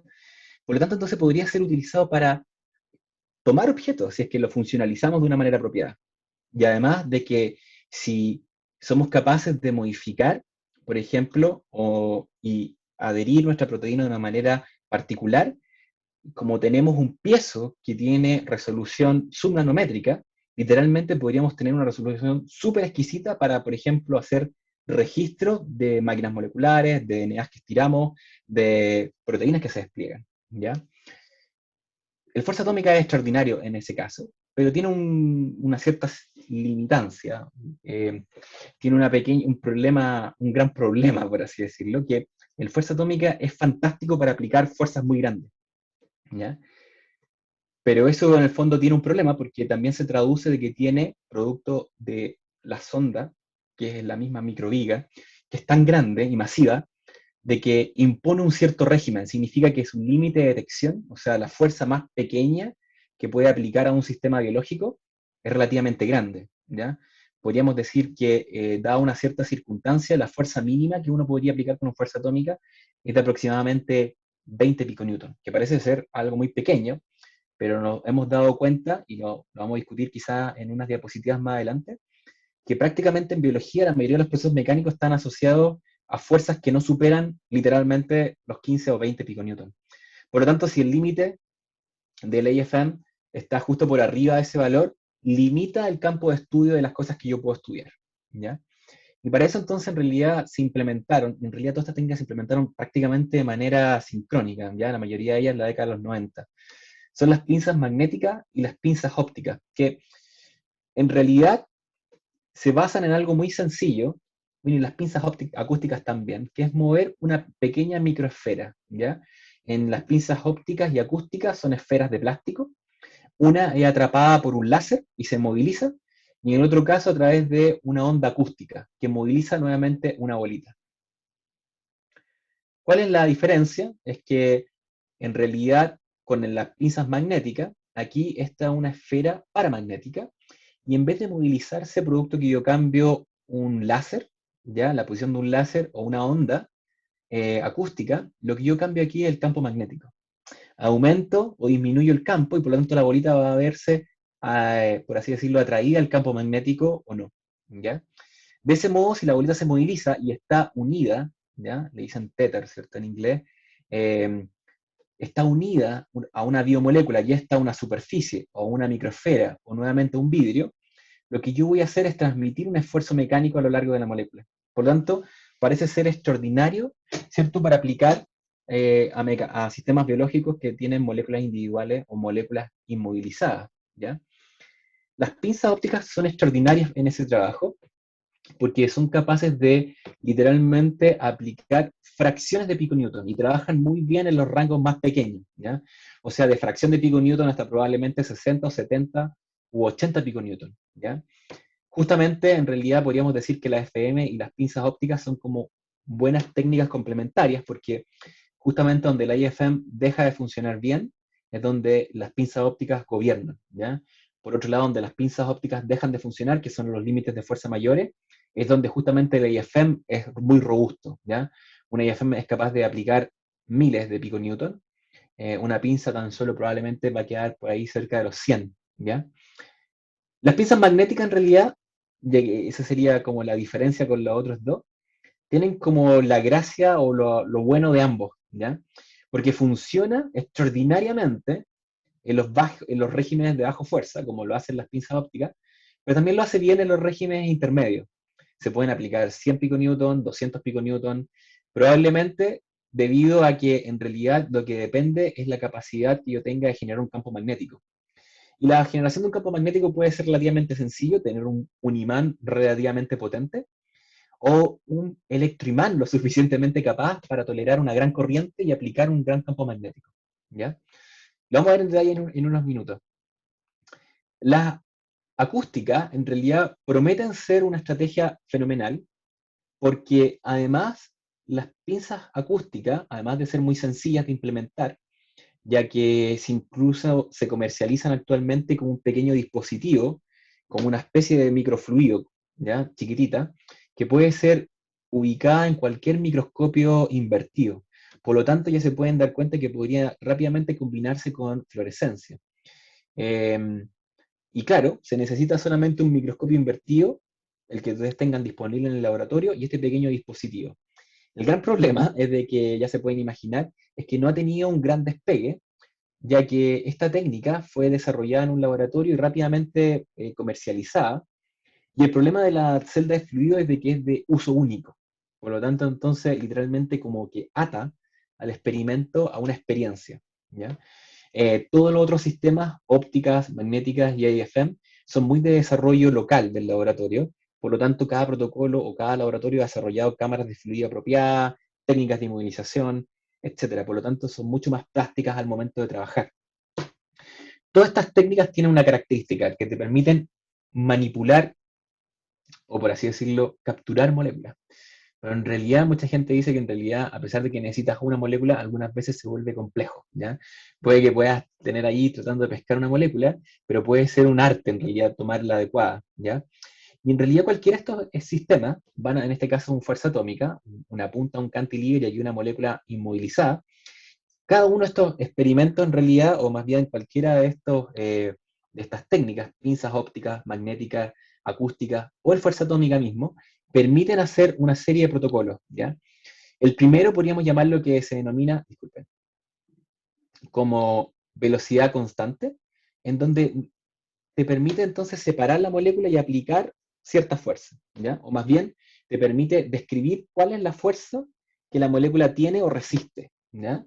Es muy útil entonces para conocer, por ejemplo, cuál es la fuerza máxima que tiene una molécula antes de colapsar, por así decirlo, ¿ya? Esto ha sido muy útil, por ejemplo, utilizar fuerza atómica de adhesinas, de bacterias. ¿Por qué? Porque las adhesinas están ahora muy bien conocidas, son de las moléculas que más esfuerzo mecánico resisten, ¿ya? Actualmente son las que llevan el récord, son las moléculas que median la adhesión de bacterias y por lo tanto tienen que soportar una serie de fenómenos de, llamémoslo, que tratan de evitar el desgarre de la superficie. Por lo tanto son muy fuertes mecánicamente, ¿ya? Si bien esta característica de medir, por así decirlo, en velocidad constante, que te permite entrar y conocer lo que se denomina la fuerza del sistema, también hay otras técnicas, como por ejemplo, o protocolos de aplicación de fuerza, que tienen que ver con aplicar fuerza de manera constante, ¿ya? Esto es lo que se denomina el force clamp, ¿ya? Ya se pueden imaginar de dónde viene esta idea, porque el force clamp, en realidad, la mayoría de estas técnicas fueron implementadas por electrofisiólogos, ¿ya? Y muchos de estos electrofisiólogos heredaron la misma idea de tener la constante o la variable intensiva, ¿cierto? Como una variable que en el fondo que fuese la observable, ¿ya? Anteriormente había sido el patch clamp, donde ellos hacían clamp en el voltage, ¿cierto? Y medían la corriente. Justamente es la misma idea acá, hacer un patch en la fuerza, mantener la fuerza de manera constante a través de un sistema de feedback y conocer cómo la proteína evoluciona, ¿ya? Que sería justamente la longitud, ¿ya? Si la proteína, nuevamente, se despliega, vamos a ver que en realidad aplicamos una cierta fuerza y la proteína en un momento ya no resiste y salta, y vemos lo que es un peldañito, ¿ya? Y esto en realidad, independiente del proceso que estemos hablando, utilizando fuerza constante, por ejemplo, podemos utilizar, en este caso, me salté de una técnica a otra, ¿ya? Pero lo que quiero decir anteriormente en la diapositiva es que puedo usar esos protocolos para, independiente de la técnica, ¿ya? Si yo me voy y ocupo fuerza constante y utilizo, por ejemplo, un ribosoma, ¿ya? Y quiero ver o darme cuenta cómo el ribosoma camina, y esta es la gran gracia de técnicas de manipulación de moléculas individuales, ¿ya? Utilizando, por ejemplo, una pipeta que inmoviliza una pelotita, y por otro lado tengo una trampa láser, o sea, esto es un optical tweezer, yo puedo entonces conocer la posición de este arreglo de ácido nucleico, esto es un RNA, ¿ya? Que tiene aquí una horquilla, ¿ya?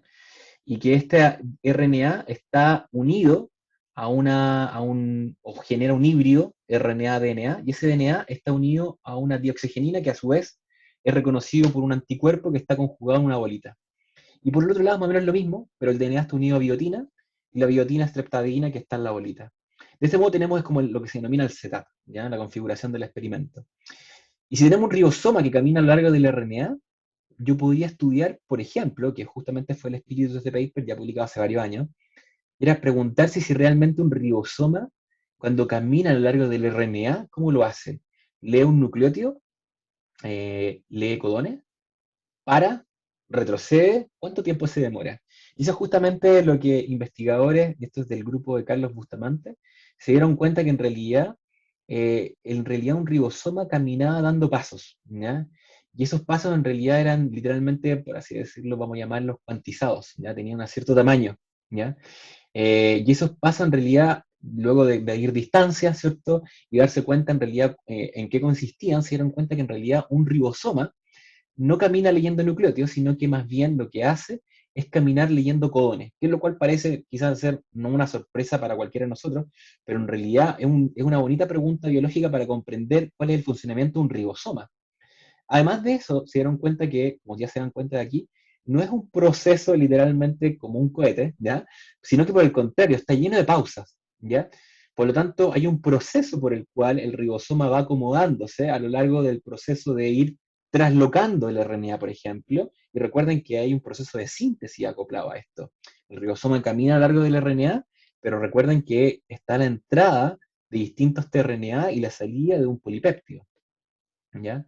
Algo equivalente ocurre en otros sistemas. Si bien ese era el ribosoma que ve nacer a la proteína, también hay síntesis, o más bien, perdón, no síntesis, hay sistemas, ¿ya?, utilizados también o implementados en optical tweezer, en este caso también, en donde ya no se ve una proteína naciente, sino que una proteína más bien que está siendo reciclada.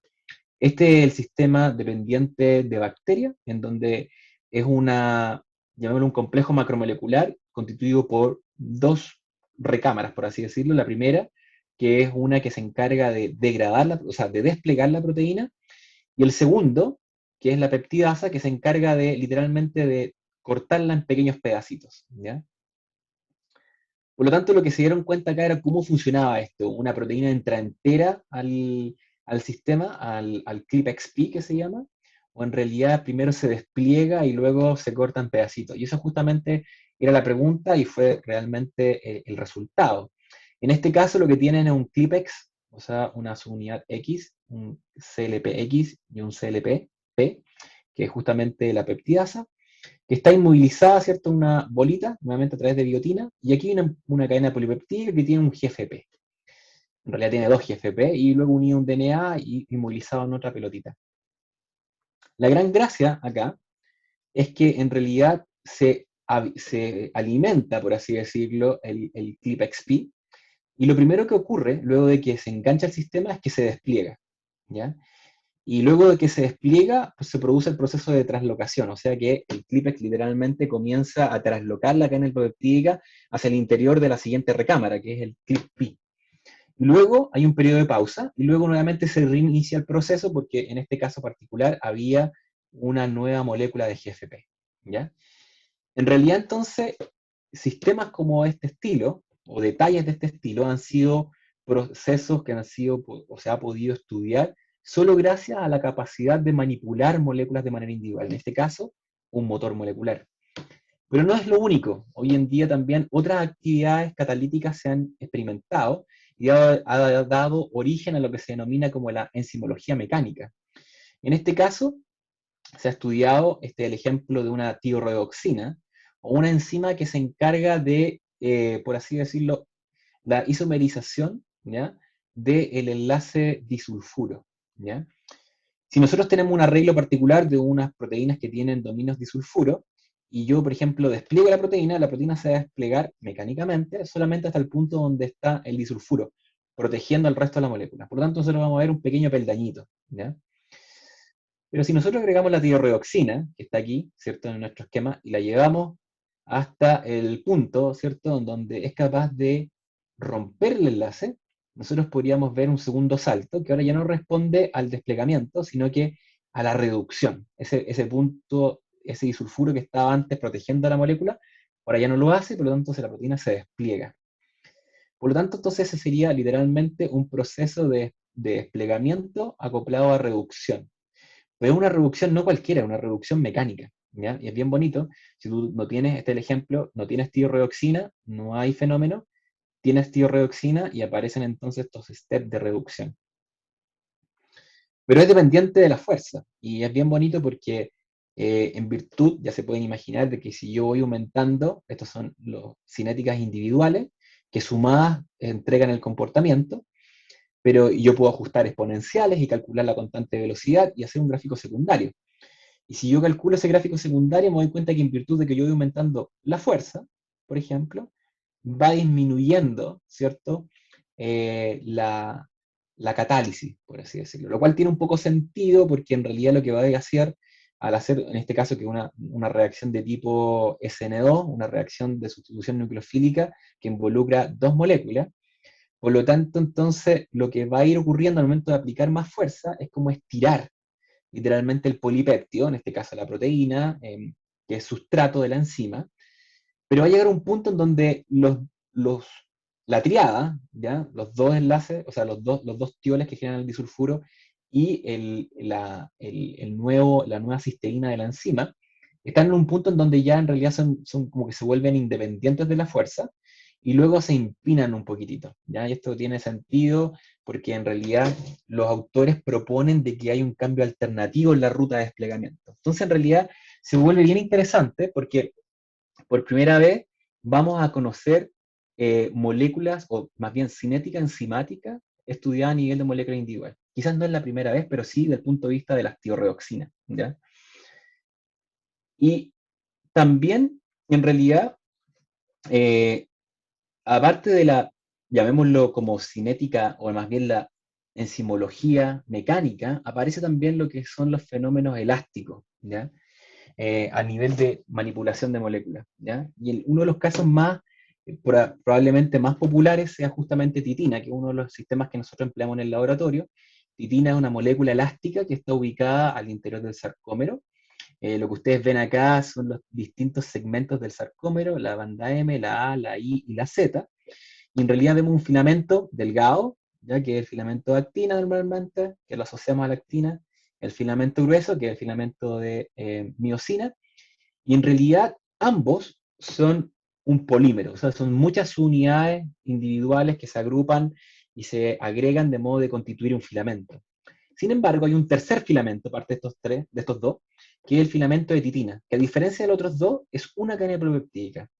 Es una cadena que va desde la banda Z hasta la banda M, a través de una sola cadena polipeptídica. Por lo tanto, también se conoce como que es literalmente como un resorte. ¿Ya? Si tú tomas un sarcómero, por ejemplo, o un cardiomiocito, lo que tú quieras, un miocito general, esquelético, y tú lo estiras sin reclutar maquinaria molecular del sistema de actina-miosina, el sistema desarrolla lo que se denomina tensión. ¿Ya? Y esa tensión se explica gracias a que titina funciona como fuese como una especie de limitador de tensión, como un resorte. ¿Ya? Tú estiras el cardiomiocito y la molécula entonces desarrolla una cierta cantidad de tensión. ¿Ya? Y esa tensión es relativa, si tú la calculas por unidad de titinas que existen en el sarcómero, podríamos hablar de que cuando un sarcómero está completamente estirado, podríamos encontrar algo así como 10, 15 piconewton de fuerza. ¿Ya? Entonces, en realidad, este ha sido un motor. Espérenme un instante, se quedó pegada la animación. Denme un segundo. Ya, ¿me están escuchando todo esto, no? Perdí el. Ahí está. ¿Me están Estamos escuchando? escuchando. Perfecto. Entonces, titina en realidad es una proteína, como se pueden imaginar, muy compleja. Tiene alrededor de una masa molecular que supera los 3 millones de Dalton, ¿ya?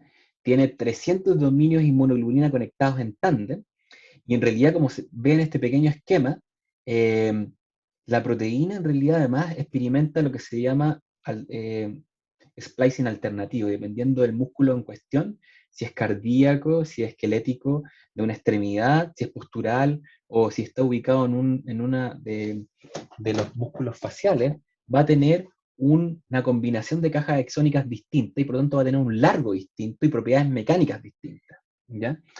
Y eso fue justamente lo que llevó a que muchos investigadores dedicaran gran esfuerzo para comprender las propiedades mecánicas de titina, utilizando microscopios como el AFM o el AFM, ¿cierto? Para conocer sus propiedades, llamémoslo mecánicas, ¿ya? Sin duda, ya se pueden imaginar de que es una molécula muy compleja, por lo tanto, trabajar con ella era prácticamente inviable hace 10 o 15 años atrás. Por lo tanto, lo que se hacía es que se tomaba un dominio, ¿ya? Muy particular, se tomaba un dominio de la zona distal, que es un dominio denominado I91, y se hacía como una mini titina a partir de ella, y se estudiaban las propiedades, al estirar el cantilever, se separaba y se veían las propiedades mecánicas, y aparecieron cosas muy interesantes, como por ejemplo de que tú al estirar veías, por ejemplo, estos son 8 dominios, tú ves 8 dominios, 8 peldaños, ¿cierto? Y si tú mantienes la proteína extendida por un tiempo bien pequeñito, y luego dejas de que la proteína pliegue y despliegas de nuevo, en lo que se denomina el pulso de prueba, lo que encuentras, o de sonda en realidad, uno encuentra que en realidad de los 8 eventos de desplegamiento encuentras 8 eventos. Por lo tanto, deberíamos mencionar aquí que es una tasa de replegamiento de, imaginémonos, del 90 a 100%, dependiendo en promedio.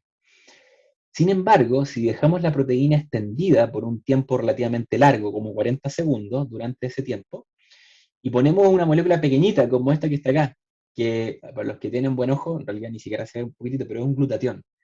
Y es un glutatión bien chiquitito, es un glutatión oxidado, o sea, es un tripéptido unido por los tioles. Ya se pueden imaginar entonces que esta pequeña molécula es capaz de reaccionar con tioles libres. Por lo tanto, este dominio que está acá, que es justamente el I91, tiene dos tioles libres, pero que normalmente están escondidos y que se exponen cuando están justamente la molécula estirada, como si fuese un tallarín. Y lo que vieron los investigadores en este paper es de que la proteína cuando se mantiene estirada, justamente se modifica. Y se modifica con el glutatión y después cuando la estiran, en realidad se previene el folding y por lo tanto no encuentran ningún tipo de evento de vuelta. ¿Y qué conclusión tienen desde aquí? Bueno, lo principal es de que en realidad existen modificaciones, literalmente en este caso que serían modificaciones posttraduccionales, pero pueden hacerse un link muy similar a lo que ocurre durante el infarto cardíaco. Este es un paper, lo tomé de un paper en donde justamente utilizan justamente esto como prueba de que durante el infarto cardíaco las moléculas experimentan un gran estrés oxidativo, incluyendo glutanilización o modificación por glutatión de proteínas, incluía la miosina, la actina y la titina. Pero nunca se conocía o se logró conocer el impacto que tenía eso sobre las moléculas desde el punto de vista estructural. ¿Ya? Este paper, que fue publicado ya hace unos cuantos años, unos 6 años atrás, justamente propone que el mecanismo molecular por el cual las moléculas pierdan su elasticidad es justamente por la modificación posttraduccional de glutatión que previene el plegamiento de proteínas que han sido desplegadas. Pero fíjense que es bien importante porque la idea que plantea el paper es de que si las titinas están de este modo, cuando el músculo se estira, estas moléculas o algún dominio de estos que está en una fórmula globular podría desplegarse. ¿Ya? Y si nosotros nos acordamos de nuestras clases de bioquímica, eso es como bien poco probable, porque el desplegamiento de proteínas es como una actividad prohibida, por así decirlo, en el ámbito de las proteínas. Las proteínas funcionan o adquieren su estructura tridimensional para finalmente realizar su función. Pero fíjense que en este caso, titina desplegaría, o sea, su función estaría vinculada con el desplegamiento de dominio de inmunoglobulina. Por lo tanto, en realidad era un proyecto súper ambicioso, pero que se convertía o que se deducía a partir de ese proyecto que yo les comentaba de glutatión. Y si nos recordamos un poco más atrás, conversábamos de que en realidad titina en realidad trabaja normalmente en los largos de sarcómero que son alrededor de 3 o 3,2 micrones. O sea, cuando el músculo está estirado hasta 3,2 micrones. Y eso se traduce como un 10 piconewton. Y si se acuerdan para atrás, yo les dije que la IFM en realidad funciona re mal a esa fuerza. Por lo tanto, aquí aparece nuestro amigo pinzas magnéticas. Y las pinzas magnéticas tienen una gracia, que te permiten trabajar con, con una gran precisión y aplicar fuerzas literalmente fracción de piconewton. Por lo tanto, no tenía problema de trabajar con pinzas magnéticas y aplicar fuerzas calibradas muy pequeñitas, ¿cierto? A la proteína de titina, a esta pequeña proteína de titina, que en realidad es una proteína, llamémoslo, recombinante, sintética y en realidad fabricada, ¿cierto? A partir de un mismo dominio, ¿ya? Y en realidad las pinzas magnéticas justamente van a buscar, disculpen, van a buscar que simular la idea de un protocolo de estrés mecánico como el que está en el músculo, ¿cierto? Y en realidad si vemos un escalón hacia arriba sería desplegamiento y un escalón hacia abajo sería replegamiento, solamente para acordarnos. Y justamente la implementación de esta estrategia, que son las pinzas magnéticas, nos permitieron a nosotros, y aquí ya nos vamos incorporando al tema que hace el laboratorio, a estudiar literalmente lo que ocurre en un segmento de titina. Si bien titina tiene 100 dominios en esta región, no podíamos utilizarlos todos y utilizamos una fracción, que es una fracción de 8 dominios, ¿ya? Que involucra el dominio 4 al 11, y en realidad comenzamos a aplicar fuerzas fisiológicas, ¿ya? Vamos a llamarlo de ese modo. Fuerzas de 6 piconewton, 5 piconewton, 4 piconewton, y nos dimos cuenta que, muy similar a lo que son los registros de canales únicos, en realidad una proteína es como que hiciera lo mismo, pero en este caso en vez de movilizar iones, se despliega y se pliega de vuelta. Y que puede tener este comportamiento, fíjense aquí la barrita de tiempo es de unos cuantos segundos, esto debe ser algo así como 2 o 3 minutos de registro entero, pero puede ser aún más complejo, ¿ya?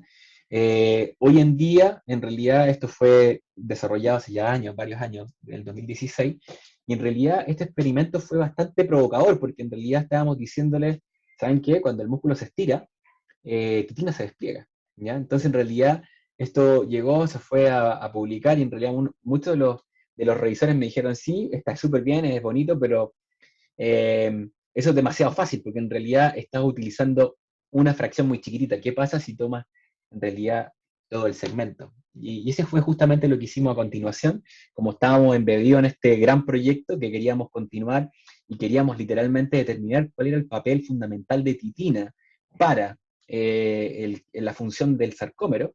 Justamente hicimos una titina no-kin, por así decirlo, que estaba modificada, en donde incluía un ancla, ¿ya? Y eso permitía muchas cosas en realidad, desde el marcaje, desde el corte, hasta el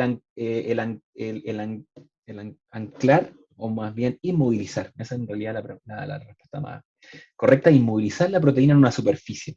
¿Y por qué es tan importante? Porque justamente las técnicas como las pinzas magnéticas se basan en inmovilizaciones conocidas, en el punto estratégico. Entonces lo que nosotros hicimos, al ubicar el halo en la posición más distal de la región I de titina, y utilizar un anticuerpo que reconoce principalmente el primer dominio de titina, estaríamos estirando prácticamente todo el segmento elástico de titina, ¿ya? Que son algo más cercano a 80 dominios inmunoglobulina, ¿ya? De ese modo, nosotros estaríamos haciendo como el experimento más parecido a la realidad, y utilizamos fuerzas que pueden ser relativamente grandes. Aquí son 20 piconewtons prácticamente de fuerza, que está prácticamente como en el límite superior. Significa que un músculo, cuando está bajo mucho estrés, ¿ya? Elástico, o sea, más bien mecánico, está con mucho estrés, está muy estirado, ¿ya? Como cuando elongamos nuestras piernas probablemente, hay una serie de dominios que se van a reclutar muy lentamente. Entonces son más de 10 minutos de registro, por lo tanto podría ser un fenómeno de reclutamiento muy lento. Pero nosotros más tarde nos propusimos que, bueno, si podíamos hacer eso a 20 piconewtons, ¿por qué no hacerlo a 8? ¿Por qué no hacerlo a 6? ¿Por qué no hacerlo a 4? ¿Por qué no hacerlo a 3? Y nos dimos cuenta que en realidad el comportamiento es bastante rico. De hecho, cuando compramos 4 piconewtons, nos dimos cuenta que en realidad eran registros extraordinarios, llenos de eventos, que hacía que en realidad el análisis de datos fuera un dolor de cabeza.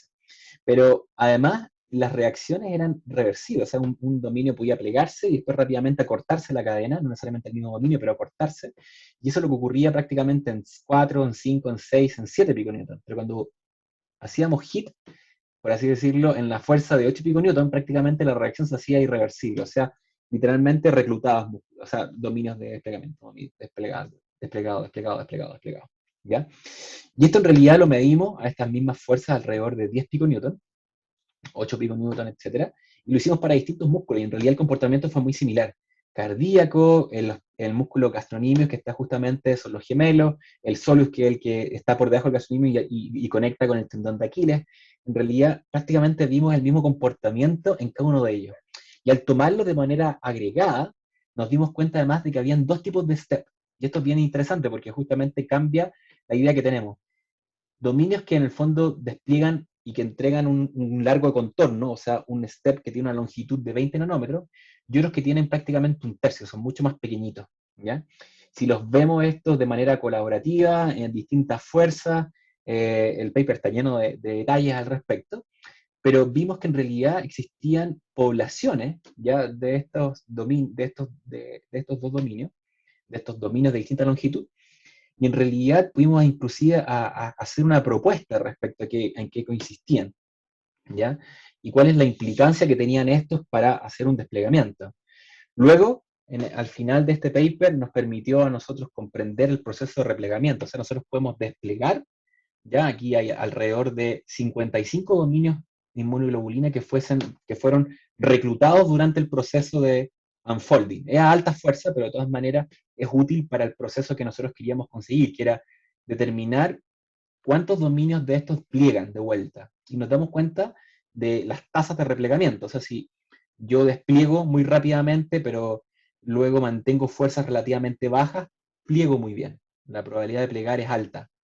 Pero si la fuerza de replegamiento que está acá es relativamente alta, en realidad la tasa se da prácticamente al suelo, ¿ya? 12 piconewton es prácticamente prohibitivo, 10 piconewton también. 8 ya se acerca a una fracción interesante y el punto medio está cercano a los 6, ¿ya? Por lo tanto, eso nos permitió a nosotros conferir una serie de modelos que nos permite comprender cuál sería realmente el aporte de titina. Y con eso, en realidad, lo que nosotros proponimos, o propusimos en ese instante en el paper, pusimos que en realidad titina trabaja de manera conjunta con filamentos de actina y miosina, porque en realidad cuando un estrés se transmite hacia el músculo, ese estrés, que si bien puede ser bien pequeñito, como 10 piconewton, es suficiente para desplegar un dominio.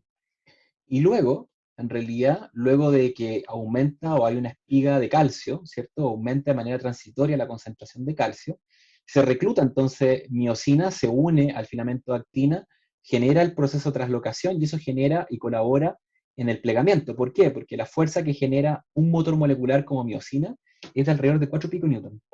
Y si son 10 los transmitidos, en realidad, restamos 6 piconewton y a 6 piconewton, si recordamos nuestro gráfico de acá, 6 piconewton la probabilidad de que la proteína pliegue es relativamente alta. Por lo tanto, entonces, la propuesta de estos trabajos, en realidad son varios, en realidad, proponen de que titina tiene un papel bastante más fundamental de lo que nosotros creíamos, ¿ya? Eso. Entonces, en realidad, las pinzas magnéticas han sido literalmente como un cambio de paradigma, ¿ya? Porque nos ha permitido literalmente estudiar procesos que son muy complejos de realizar con fuerza atómica o con otras estrategias, ya prácticamente inaccesibles. Pero también ha permitido hacer una cuestión bien curiosa, ¿ya? Este es justamente para donde vamos ahora, que es el Breaking Bad, ¿ya? Que tiene que ver con comprobar la elasticidad. Una molécula nosotros la podemos desplegar y si la fuerza es suficientemente baja, la molécula es capaz de replegar. Eventualmente, si la fuerza es muy pequeñita, la proteína pliega. Esto lo denominamos como la contracción de Folding. Una proteína puede desplegarse y rápidamente solamente se equilibra por fuerza. Eso es contracción elástica, ¿ya? Puede entrar y salir, pero es completamente elástico. Sin embargo, el folding literalmente es un estado más corto que el colapsado, ¿ya? Una molécula se conoce que desplegada es entrópicamente mucho más libre, por así decirlo, que una desplegada, que una plegada, y por lo tanto tiene más grados de libertad y está un poco más estirada. Una molécula que está plegada es mucho más compacta, es más corta, ¿ya? Entonces hay dos fenómenos que nosotros podríamos distinguir. ¿Y por qué esto es importante? Bueno, porque podríamos hacer literalmente pensar que una molécula que es elástica, como las que están en la matriz extracelular, por ejemplo, la que sostienen o que entregan la elasticidad al tejido, por ejemplo, y justamente nosotros lo que podemos hacer esto, y esto es justamente una de las gracias de las pinzas ópticas, magnéticas, perdón, que permiten desplegar y plegar, pero de manera iterativa, en realidad por muchos ciclos, ¿ya? Podemos hacer esto a una infinidad de veces. En este caso, este experimento dura alrededor de, solamente en esta sección hay 4 horas, pero en realidad hay experimentos equivalentes a este por cercano a 12 horas y un poco más actualmente. Pero es bien bonito lo que aprendimos, porque como podemos estudiar una molécula por prácticamente más de un día, en algunas ocasiones, se los voy a mostrar a continuación, podemos capturar lo que le ocurre a la proteína, ¿ya? Y no a cualquiera en general, a esa proteína. Podemos tener una proteína capturada haciendo ciclos de replegamiento o desplegamiento y replegamiento por días, ¿ya? Inclusive podríamos pensar qué le ocurre a una proteína si es que está desplegada por mucho tiempo. Si está desplegada por mucho tiempo, por ejemplo aquí estuvo desplegada por más de una hora, ¿ya? Extendida, ¿cierto? Y luego esta proteína se trató de replegar, y en realidad lo que vemos es que la proteína de vuelta ya no pliega como antes. Significa que si antes teníamos, fíjense, 8 eventos, y como es un evento de ir y subir, y bajar, ¿ya? Después encontramos los 8 eventos. Pero si mantenemos la proteína desplegada durante mucho tiempo, la proteína eventualmente se cansa, por así decirlo. Ya esos 8 dominios desaparecen y tan solo 2 lo hacen. Y de eso si lo hacemos iterativamente, o sea, registramos por muchas horas a la molécula desplegada, nos vamos a encontrar que eventualmente la proteína no pliega de nada. Entonces solamente tenemos el fenómeno elástico, pero no el proceso de contracción.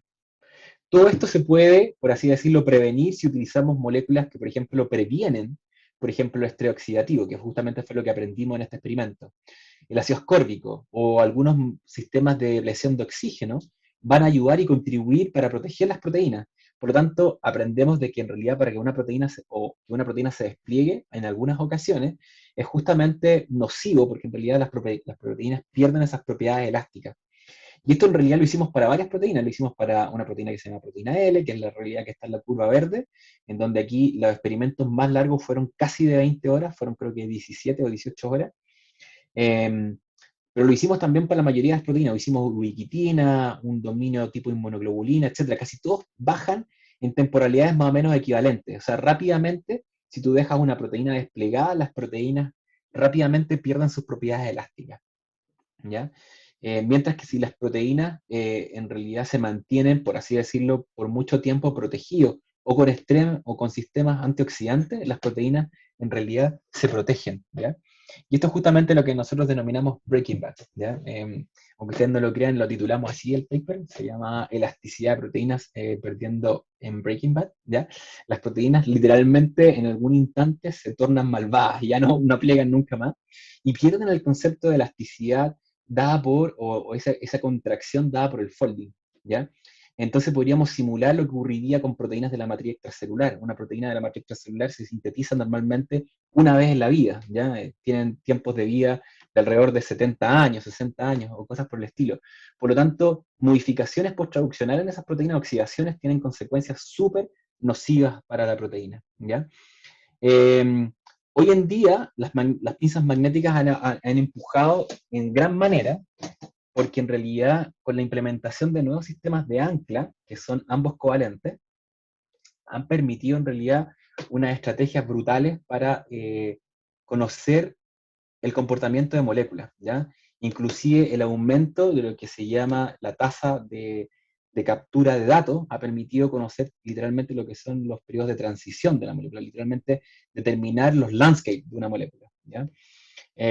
Esto ha sido bastante, esto está recién salido, digamos, del horno, porque es un paper que está bajo en revisión, está depositado en el archive, y en realidad esta estrategia de utilizar pinzas magnéticas con anclas dobles, ¿ya? Ha sido un cambio bastante significativo que permitió una cosa bien interesante. Justamente yo les mencionaba que las moléculas individuales o tienen la gran ventaja de que tú puedes describir la población, ¿ya? Puedes describir la población. Y justamente este paper apunta un poquitito en cierto sentido de que tú puedes estudiar una proteína, por ejemplo, en este caso se llama proteína L, en este caso una proteína que se llama talina, que tiene un cierto dominio.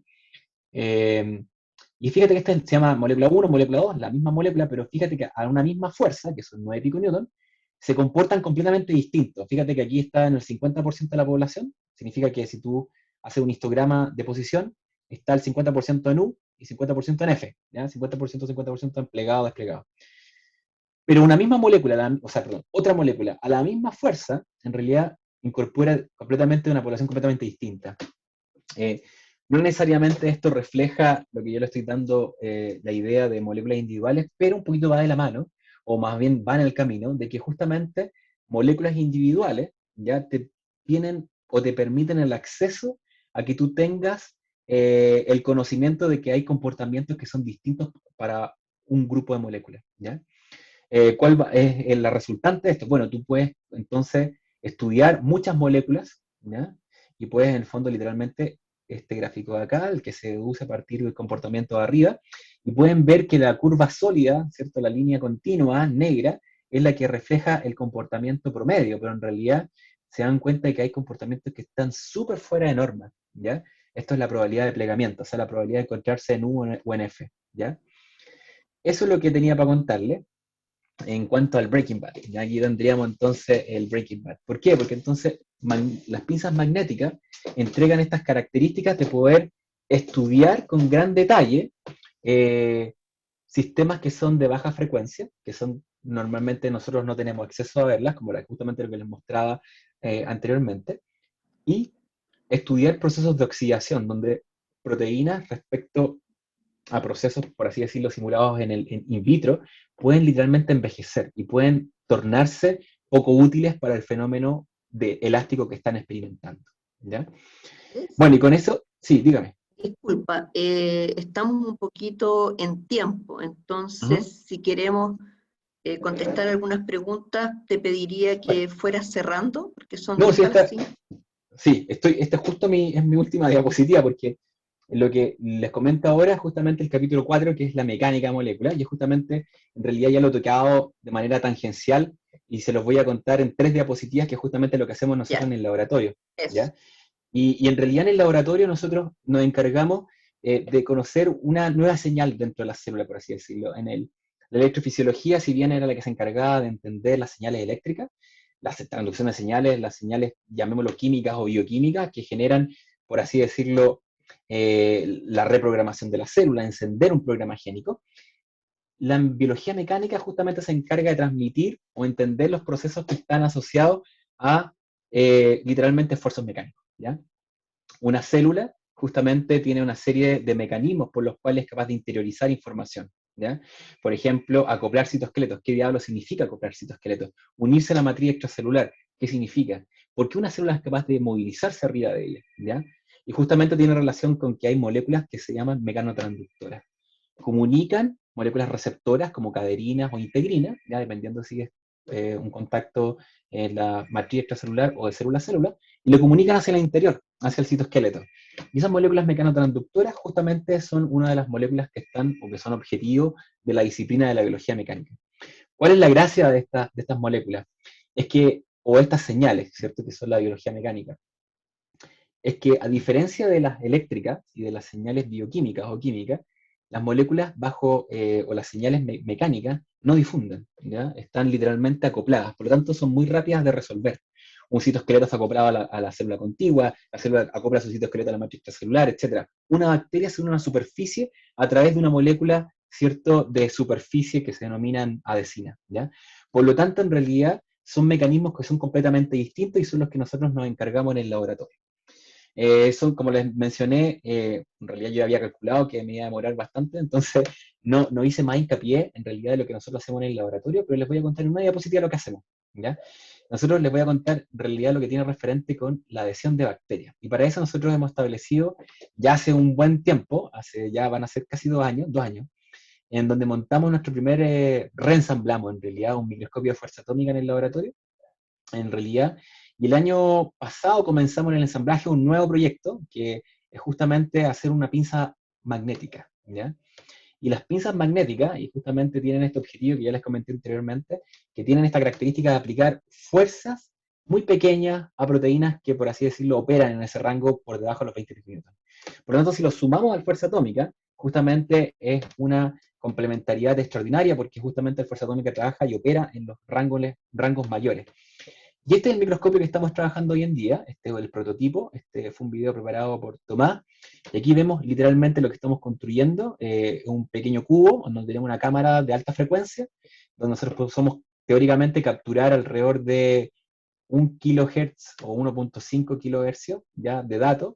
Tenemos literalmente el corazón del microscopio, que es un posicionador nanoscópico, un piezoeléctrico, que tiene resolución subnanométrica, nuevamente, y literalmente lo que aplica la corriente, ¿cierto? O más bien lo que aplica el campo magnético, que es justamente una gran bobina, ¿ya? Que genera un campo por pasar corriente.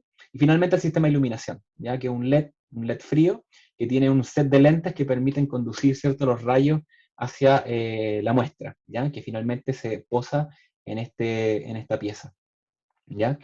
Bueno, el microscopio lo construimos, ya lo terminamos de la parte mecánica al menos, la tenemos lista hasta que nos vinimos a confinamiento, hasta nuestro microscopio andando, ahí está el software, hay una pequeña animación aquí de cómo funciona, y la gran gracia del sistema es que lo hemos sustituido la mayoría de sus piezas por piezas sustituibles, ¿ya? Pero hechas a través de impresión tridimensional, o sea, de hecho nuestro microscopio está montado en un riel de impresora 3D, y de este modo hemos terminado de armar el laboratorio desde el punto de vista instrumental. Tenemos 2 microscopios que denominamos como el martillo de Thor, ¿cierto? Que es el Mjolnir y el Stonebreaker, que en realidad a los dos les cambiamos el nombre, le decimos de otra manera ahora. Y en realidad los tenemos ya prácticamente listos y con hartas ganas de volver, porque justamente lo que queremos probar es cómo diablos podemos intervenir con la adhesión de gran positivo. Y para esto queremos utilizar estas 2 estrategias basadas en fuerza, ¿ya? No quiero tomar más tiempo porque me quedan un par de diapositivas, pero en realidad son puras animaciones, así que yo creo que puedo contestar preguntas si es que me lo permiten. Exacto. Oye, muchas gracias, Andrés. Muy impresionante la presentación y muy didáctica y muy bella la gráfica de las diapositivas. Así que ahora yo creo que comentarios, preguntas son bienvenidas. Tenemos unos 5 minutitos para conversar.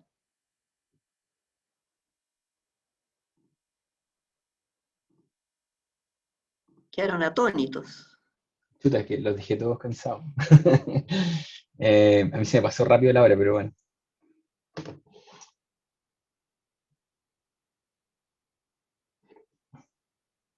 ¿Y nuestros estudiantes, oye, de doctorado?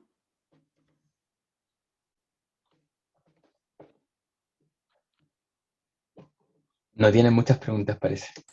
O sea, yo creo que como comentario, ¿no? Que quedé bien impresionado de la presentación. Hay muchas cosas que conocía como de nombre nomás, pero está muy, muy interesante. Qué bien. Juan Pablo, que se escribió y que son información útil. En realidad, como decía la profe, en realidad yo fui formado en su laboratorio, en realidad. Pero he tomado un camino, en realidad, de bastante, no sé, de varias aristas. Y en realidad o sea, he tenido la posibilidad de visitar distintas técnicas. Algunas de ellas han sido exitosas, otras no tanto, ¿ya? Hoy día en el laboratorio me he concentrado principalmente en implementar técnicas de manipulación, ¿ya? Fuerza atómica y pinzas magnéticas. Pero sí tengo cierto interés por la fluorescencia, pero son temas que son muy complejos de abordar y principalmente por los temas muchas veces económicos, porque se vuelven muy complejos, por ejemplo, tener implementado un sistema de, por ejemplo, detección de molécula individual por fluorescencia, porque necesitas literalmente cámaras de muy, muy, muy alta sensibilidad, ¿ya? Así que eso. No sé si puedo resolver la pregunta de alguien más. ¿Alguien más que quiera hacer una pregunta o un comentario?